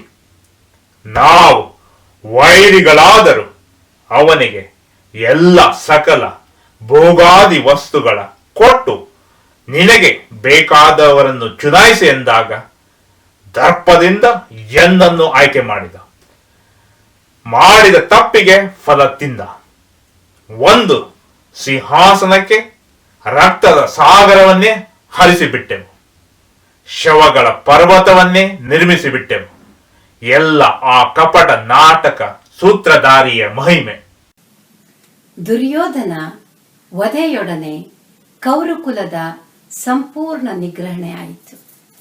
ಪಾಂಡವರೆಲ್ಲ ಬಂದು ಕುರುಕ್ಷೇತ್ರದ ರಣಾಂಗಣದ ಮಧ್ಯದಲ್ಲಿ, ಶವಗಳ ಸಾಗರದಲ್ಲಿ, ರಕ್ತದ ಸರೋವರದಲ್ಲಿ ಯಾವುದರಿಂದಲೂ ಕಲುಷಿತಗೊಳ್ಳದೆ ಶರಮಂಚದಲ್ಲಿ ಪವಡಿಸಿದ್ದ ಪಿತಾಮಹ ಭೀಷ್ಮನಲ್ಲಿಗೆ ಬಂದು ಸೇರುತ್ತಾರೆ. ಮಕ್ಕಳೇ, ಬಂದಿರೆ, ಬನ್ನಿ ಬನ್ನಿ. ಶೋಕ ದುಃಖ ಸಂತಾಪಗಳೆಂಬ ಭಾವನೆಗಳಿಂದ ಅತೀತನಾಗಿದ್ದೇನೆ ನಾನು. ಕಣ್ಣೀರ್ಗರೆಯಲ್ ನೀರ್ಗಂಬನಿ ಬತ್ತಿಹುದು. ಶತವರ್ಷಗಳ ಭಾವೋದ್ವೇಗದ ಪ್ರಹರಗಳು ಈ ಮುದಿದೇಹವನ್ನು ಜರ್ಜರಿತಗೊಳಿಸಿದೆ. ನನ್ನದೊಂದು ಕಡೇ ಆಸೆ ಈಡೇರಿಸುವರೆ ಕುವರರೇ. ಇಂಥ ಘನಘೋರವಾದ ಯುದ್ಧವನ್ನು ಜಯಿಸಿದವರಿಗೆ ಇನ್ನೊಂದು ಆಸೆ ಈಡೇರಿಸಲು ಏನು ಕಷ್ಟ? ಏನಿದ್ದರೂ ಪಾಲಿಸಬಲ್ಲೆವು ನಾವು. ಪಾಂಡವ ಸುತರೇ, ಕೇಳಿ, ಎನ್ನೆಯ ಕಿರಿದಾದ ಚಿತ್ತವೊಂದನ್ನಾಲಿಸಿ. ನನ್ನ ಚಿತ್ತವನ್ನು ಇದುವರೆಗೆ ಯಾರೂ ಶವ ಸಂಸ್ಕಾರ ಮಾಡದ ಜಾಗದಲ್ಲಿ ಅಂತ್ಯಕ್ರಿಯೆ ಮಾಡಿ. ಅಮ್ಮ ಗಂಗಾ ಮಾತೆ, ನಿನ್ನಗಲಿದ ಪುತ್ರ ನಿನ್ನೊಡಲು ಸೇರಲು ಬರುತ್ತಿದ್ದೇನೆ. ಸ್ವೀಕರಿಸು ಎನ್ನನ್ನು ತಾಯೇ, ಸ್ವೀಕರಿಸು. ಜೈ ಗಂಗಾ ಮಾತೆ. ಅಜ್ಜ ಈ ಲೋಕವನ್ನು ತ್ಯಜಿಸಿದರು, ಪರಲೋಕ ಸೇರಿದರು. ಅವರ ಕೊನೆಯ ಆಸೆ ಈಡೇರಿಸಲು ನಮ್ಮಿಂದ ಸಾಧ್ಯವೇ ತಮ್ಮಂದಿರೇ? ಅಣ್ಣ, 3 ಲೋಕದ ವೀರರು ನಾವು. ಎಂತೆಂಥ ಪರಾಕ್ರಮಿಗಳನ್ನು ವಧಿಸಿದ ಸಾಮರ್ಥ್ಯವಂತರು ನಾವು ಜಗತ್ತಿನ ಒಡೆಯರು ನಾವು. ಇಡೀ ಭೂಮಂಡಲದ ಅಧಿಪತಿಗಳು ನಾವು. ಇದು ಯಾವ ಲೆಕ್ಕ ಅಣ್ಣ, ಯಾವ ಲೆಕ್ಕ? ಅಜ್ಜನ ಆಸೆಯನ್ನು ಈಗಲೇ ಪೂರೈಸೋಣ. ಭಾತೃಗಳೇ, ಏರಿಸಿ ಅಜ್ಜನ ಚಟ್ಟವನ್ನು, ನಡೆಯಿರಿ ಗಂಗಾ ತೀರಕ್ಕೆ.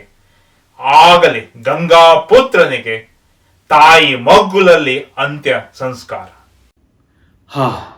ನೋಡಿ, ಇದು ಒಂದು ಪ್ರಶಸ್ತವಾದ ಜಾಗ. ಯಾವ ನರ ಮನುಷ್ಯನ ಜಾಡಿಲ್ಲ. ಇಲ್ಲಿ ಮೊದಲು ಕಾಲಿಟ್ಟವರು ನಾವೇ ಎಂದು ಕಾಣುತ್ತದೆ. ಬನ್ನಿ, ಇಲ್ಲಿ ಅಂತ್ಯ ಸಂಸ್ಕಾರ ಮಾಡೋಣ. ಅವಸರ ಬೇಡ ಅರ್ಜುನ, ಅವಸರ ಬೇಡ. ನಾವು ಈ ಜಾಗದ ಪಾವಿತ್ರ್ಯತೆ ಖಚಿತಪಡಿಸಲೇಬೇಕು. ಊಹನೆಯಿಂದ ಆಧಾರದಲ್ಲಿ ವರ್ತಿಸಬಾರದು. ನಾನೇ ವಿಚಾರಿಸಿ ನೋಡಿದ್ದೇನೆ. ಅಲ್ಲಿ ಒಬ್ಬ ಹೋಗುತ್ತಾ ಇದ್ದಾನೆ, ವಿಚಾರಿಸಿ ನೋಡಿದ್ದೇನೆ. ಸ್ವಾಮಿ, ಒಂದು ನಿಮಿಷ ತಾಳಿ. ಒಂದು ಪ್ರಶ್ನೆ. ಈ ನಿರ್ಜನ ಗಂಗಾ ತಟಾಕೆಯಲ್ಲಿ ಯಾರಾದರೂ ಯಾವತ್ತಾದರೂ ಶವ ಸಂಸ್ಕಾರ ಮಾಡಿದ್ದಾರೆಯೋ? ಆ ಮನುಷ್ಯ ಹೇಳುತ್ತಾನೆ, ಸ್ವಾಮಿ, ಏನು ಹೇಳಿ. ಇನ್ನು ಪಿತೃಪಕ್ಷ ಮುಗಿದ ಕೂಡಲೇ ಈ ಗಂಗಾ ತಟಾಕೆಯಲ್ಲಿ ಕಾಲಿಡಲು ಜಾಗವಿರುವುದಿಲ್ಲ. ಎಲ್ಲರೂ ಇಲ್ಲೇ ಬರುವುದು ಶವ ಸಂಸ್ಕಾರಕ್ಕೆ. ಆದ್ದರಿಂದ ಈ ಗಂಗಾ ನದಿ ಅಷ್ಟು ಕಲುಷಿತಳು, ಶೋಷಿತಳು. ಮುಂದೆ ಉದ್ದಕ್ಕೂ ಗಂಗಾ ತೀರದಲ್ಲಿ ಪಾಂಡವರಿಗೆ ಎಲ್ಲೂ ಖಾಲಿ ಜಾಗ ಸಿಗುವುದೇ ಇಲ್ಲ. ಹಾಳಾಗಿ ಹೋಗಲಿ ಈ ದಂಡೆಯಲ್ಲಿ ದಂಡಯಾತ್ರೆ, ಬರೀ ದಂಡ. ನಾವು ದಂಡಕಾರಣ್ಯಕ್ಕೆ ಹೋಗೋಣ. ಸಾಕಾಗಿ ಹೋಯ್ತು. ಕಾಡಲ್ಲಿ ನಾವು ಹೋದಡೆಯಲ್ಲೆಲ್ಲ ಬೇಡರು, ಕುರುಬರು, ಬೇಟೆಗಾರರು ಎಂದು ಒಬ್ಬರಲ್ಲ ಇನ್ನೊಬ್ಬರು ಶವ ಸಂಸ್ಕಾರ ಮಾಡಿರೋ ಹಾಗುಂಟು. ಅಣ್ಣಂದಿರೇ, ನಡಿರಿ ಹೋಗೋಣ. ಹಿಮಾಲಯ ಪರ್ವತದ ಉತ್ತುಂಗದ ಶಿಖರ ದೇವಿ ಜಗನ್ಮಾತೆಯ ಸಾನ್ನಿಧ್ಯಕ್ಕೆ. ಆ ಔನ್ನತ್ಯದಲ್ಲಿ ಯಾರೂ ಶವ ಸಂಸ್ಕಾರ ಮಾಡಿರುವ ಸಾಧ್ಯತೆಯೇ ಇಲ್ಲ. ಅಂತೂ ಇಂತೂ ನಾವೀಗ 25,000 ಅಡಿ ಔನ್ನತ್ಯದಲ್ಲಿ ಈ ಹಿಮದ ಬರಡು ಭೂಮಿಯಲ್ಲಿದ್ದೇವೆ. ಇಲ್ಲಿ ಸಾಧಾರಣವಾದವರಿಗೆ ಬರಲು ಸಾಧ್ಯವೇ ಇಲ್ಲ. ಇಲ್ಲಿ ಕತೆ ಮುಗಿಸಿಬಿಡುವ.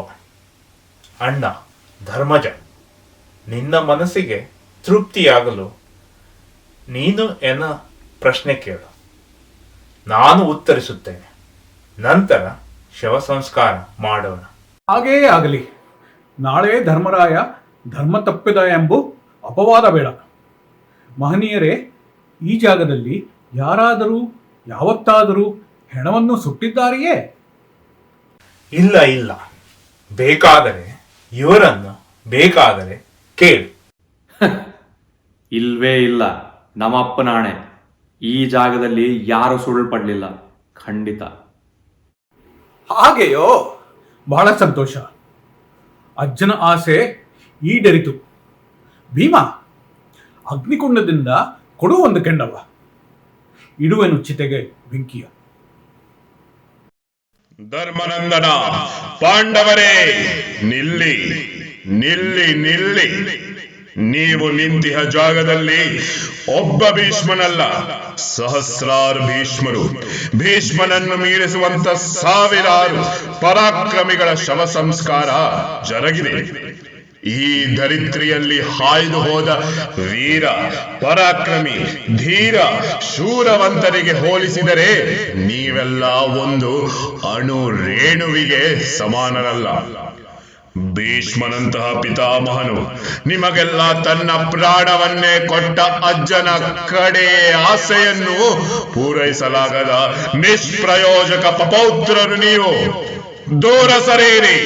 ನಿಮಗೆ ಆ ಶವ ಮುಟ್ಟುವ ಯೋಗ್ಯತೆಯೂ ಇಲ್ಲ. ದೂರ ಸರಿಯಿರಿ.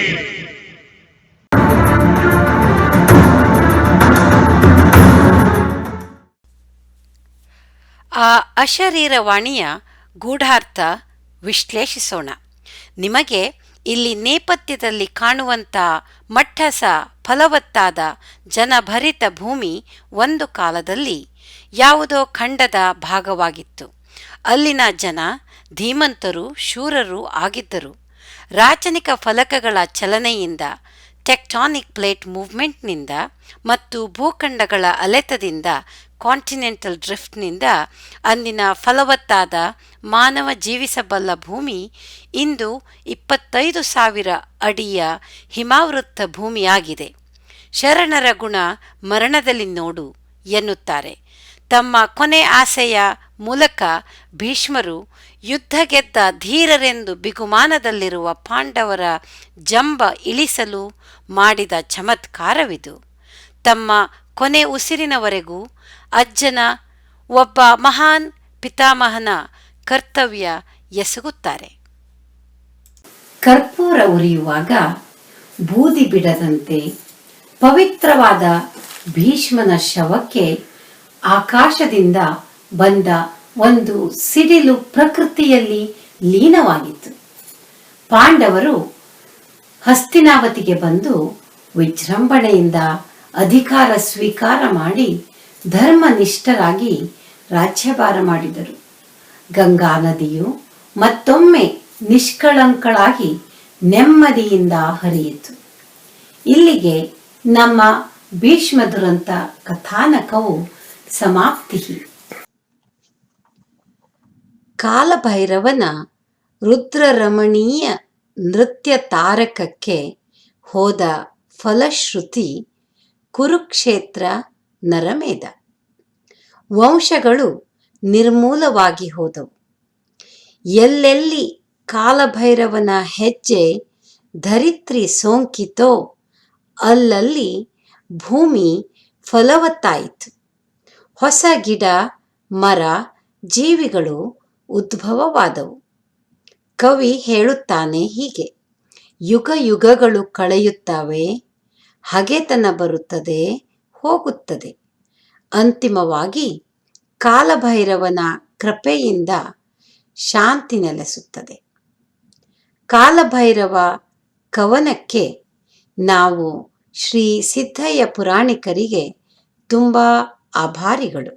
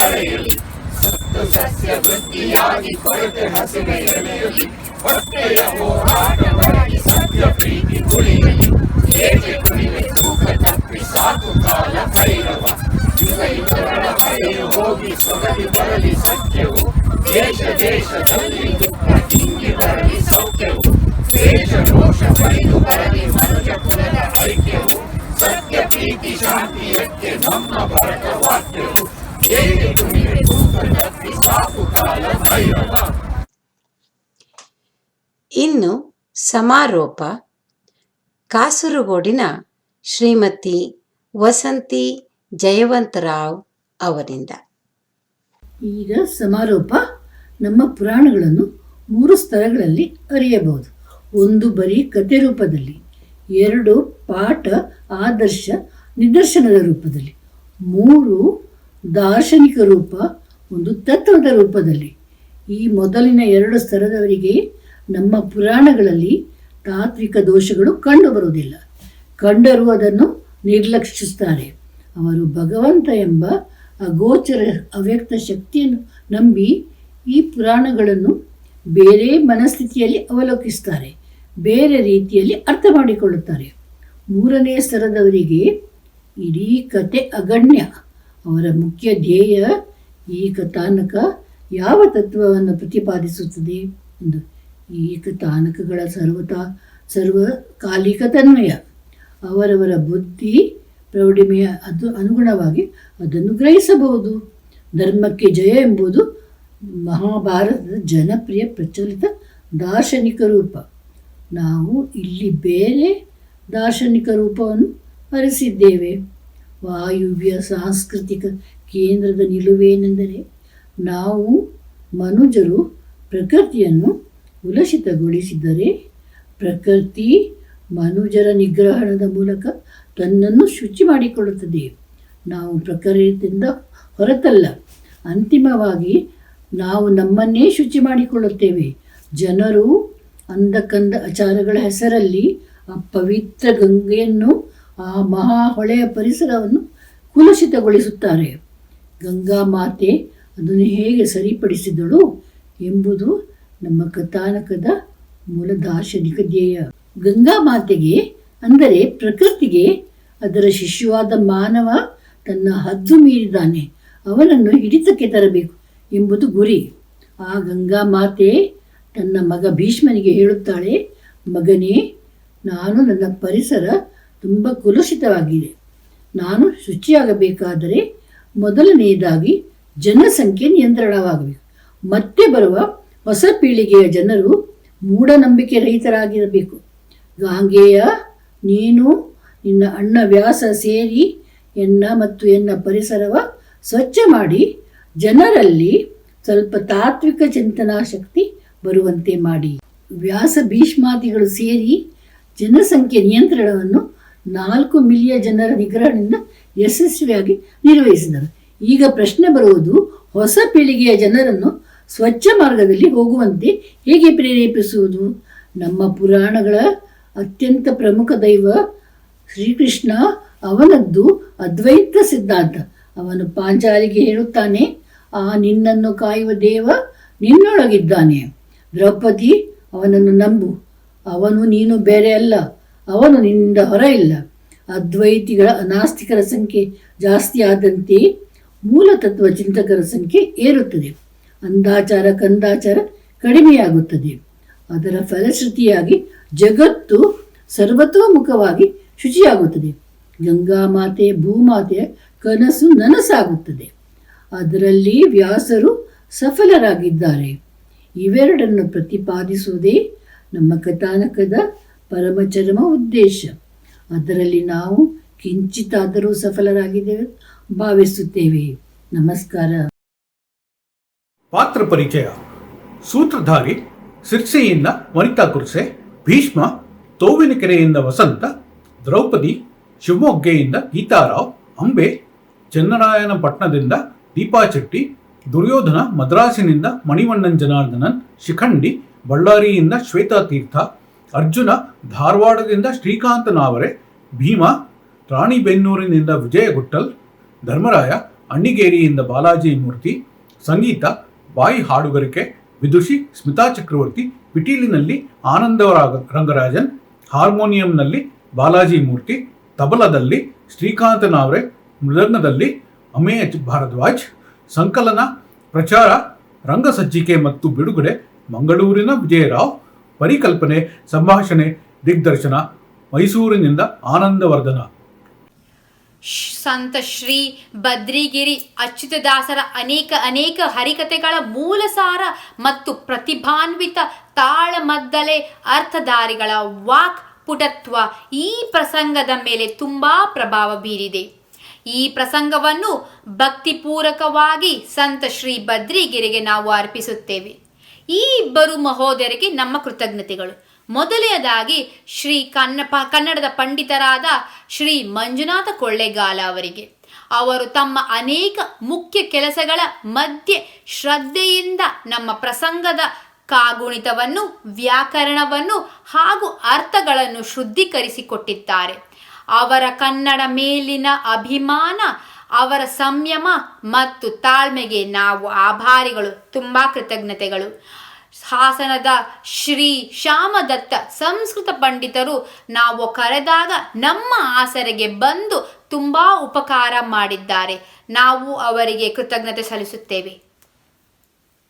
Vayuvya Samskritika Kendra is very grateful to Elizabeth Jones Arts Center for giving us this opportunity and constant support and also our publicity. We are especially very grateful to Mr. Blaine Little for being with us all the time and keeping us motivated and focused. We should say, without his enthusiasm and the support of Executive Director John Tipley, this play would have not been possible. Miss Purnima Sukumar of Aravane Art Project, Bangalore, and her artists have greatly aided in the making of this Kathanaka. We are grateful to all their help. India Cultural Association is our main sponsor and introduce us to Elizabeth Jones Art Center and the Global Art Festival. Many thanks to Mr. Jason Modi, President ICA, for lighting our fire. Mr. Vijay Rao from Mangalore, our production manager, who went out of his way to bring some 300 plus clippings into one cohesive play. He did a very fantastic job. Thank you, Mr. Vijay. We would also wholeheartedly thank you, Mr. Anandavardhana, who relentlessly worked day and night to get the scripts and logistics ready. He always motivated and supported all the artists for even small things. Thank you so much, Anandavardhana. ಮತ್ತು ಕಥಾನಕದ ಎಲ್ಲ ಕಲಾವಿದರು ತಮ್ಮ ತಮ್ಮ ಪಾತ್ರವಲ್ಲದೆ ಪರಸ್ಪರ ಒಬ್ಬರಿಗೊಬ್ಬರು ಸಹಾಯ ಮಾಡಿ ಈ ಪ್ರಾಯೋಜಕವನ್ನು ಸಫಲವಾಗಿ ಮಾಡಲು ತುಂಬ ಸಹಾಯ ಮಾಡಿದ್ದಾರೆ. ಅವರಿಗೂ VSK ಪರವಾಗಿ ಅನಂತ ಕೃತಜ್ಞತೆಗಳು. ಕಡೆಯದಾಗಿ ಭಕ್ತಿಯಿಂದ ಕುಳಿತು ನಮ್ಮ ಕಥಾನವನ್ನು ಆಲಿಸಿದ ವೀಕ್ಷಿಸಿದ ಸಭಿಕ ಮಹೋದಯರಿಗೆ ನಾವು ಚಿರಋಣಿಗಳು. ಈ ಪುಣ್ಯಕಥವನ್ನು ಆಡಿದವರಿಗೂ ಮತ್ತು ಭಕ್ತಿಯಿಂದ ಲಾಲಿಸಿದವರಿಗೂ ಕೊಲ್ಲೂರು ಶ್ರೀ ಮೂಕಾಂಬಿಕಾದೇವಿ ಇಹದಲ್ಲಿ ಶ್ರೇಯಸ್ಸನ್ನು ಮತ್ತು ಪರದಲ್ಲಿ ಸದ್ಗತಿಯನ್ನುಂಟು ಮಾಡಲಿ ಎಂದು ಪ್ರಾರ್ಥಿಸಿಕೊಳ್ಳುತ್ತಾ ಈ ಕಥೆಯನ್ನು ಪೂರ್ಣಗೊಳಿಸುತ್ತೇವೆ. ನಿಮಗೆ ಮಂಗಳವಾಗಲಿ.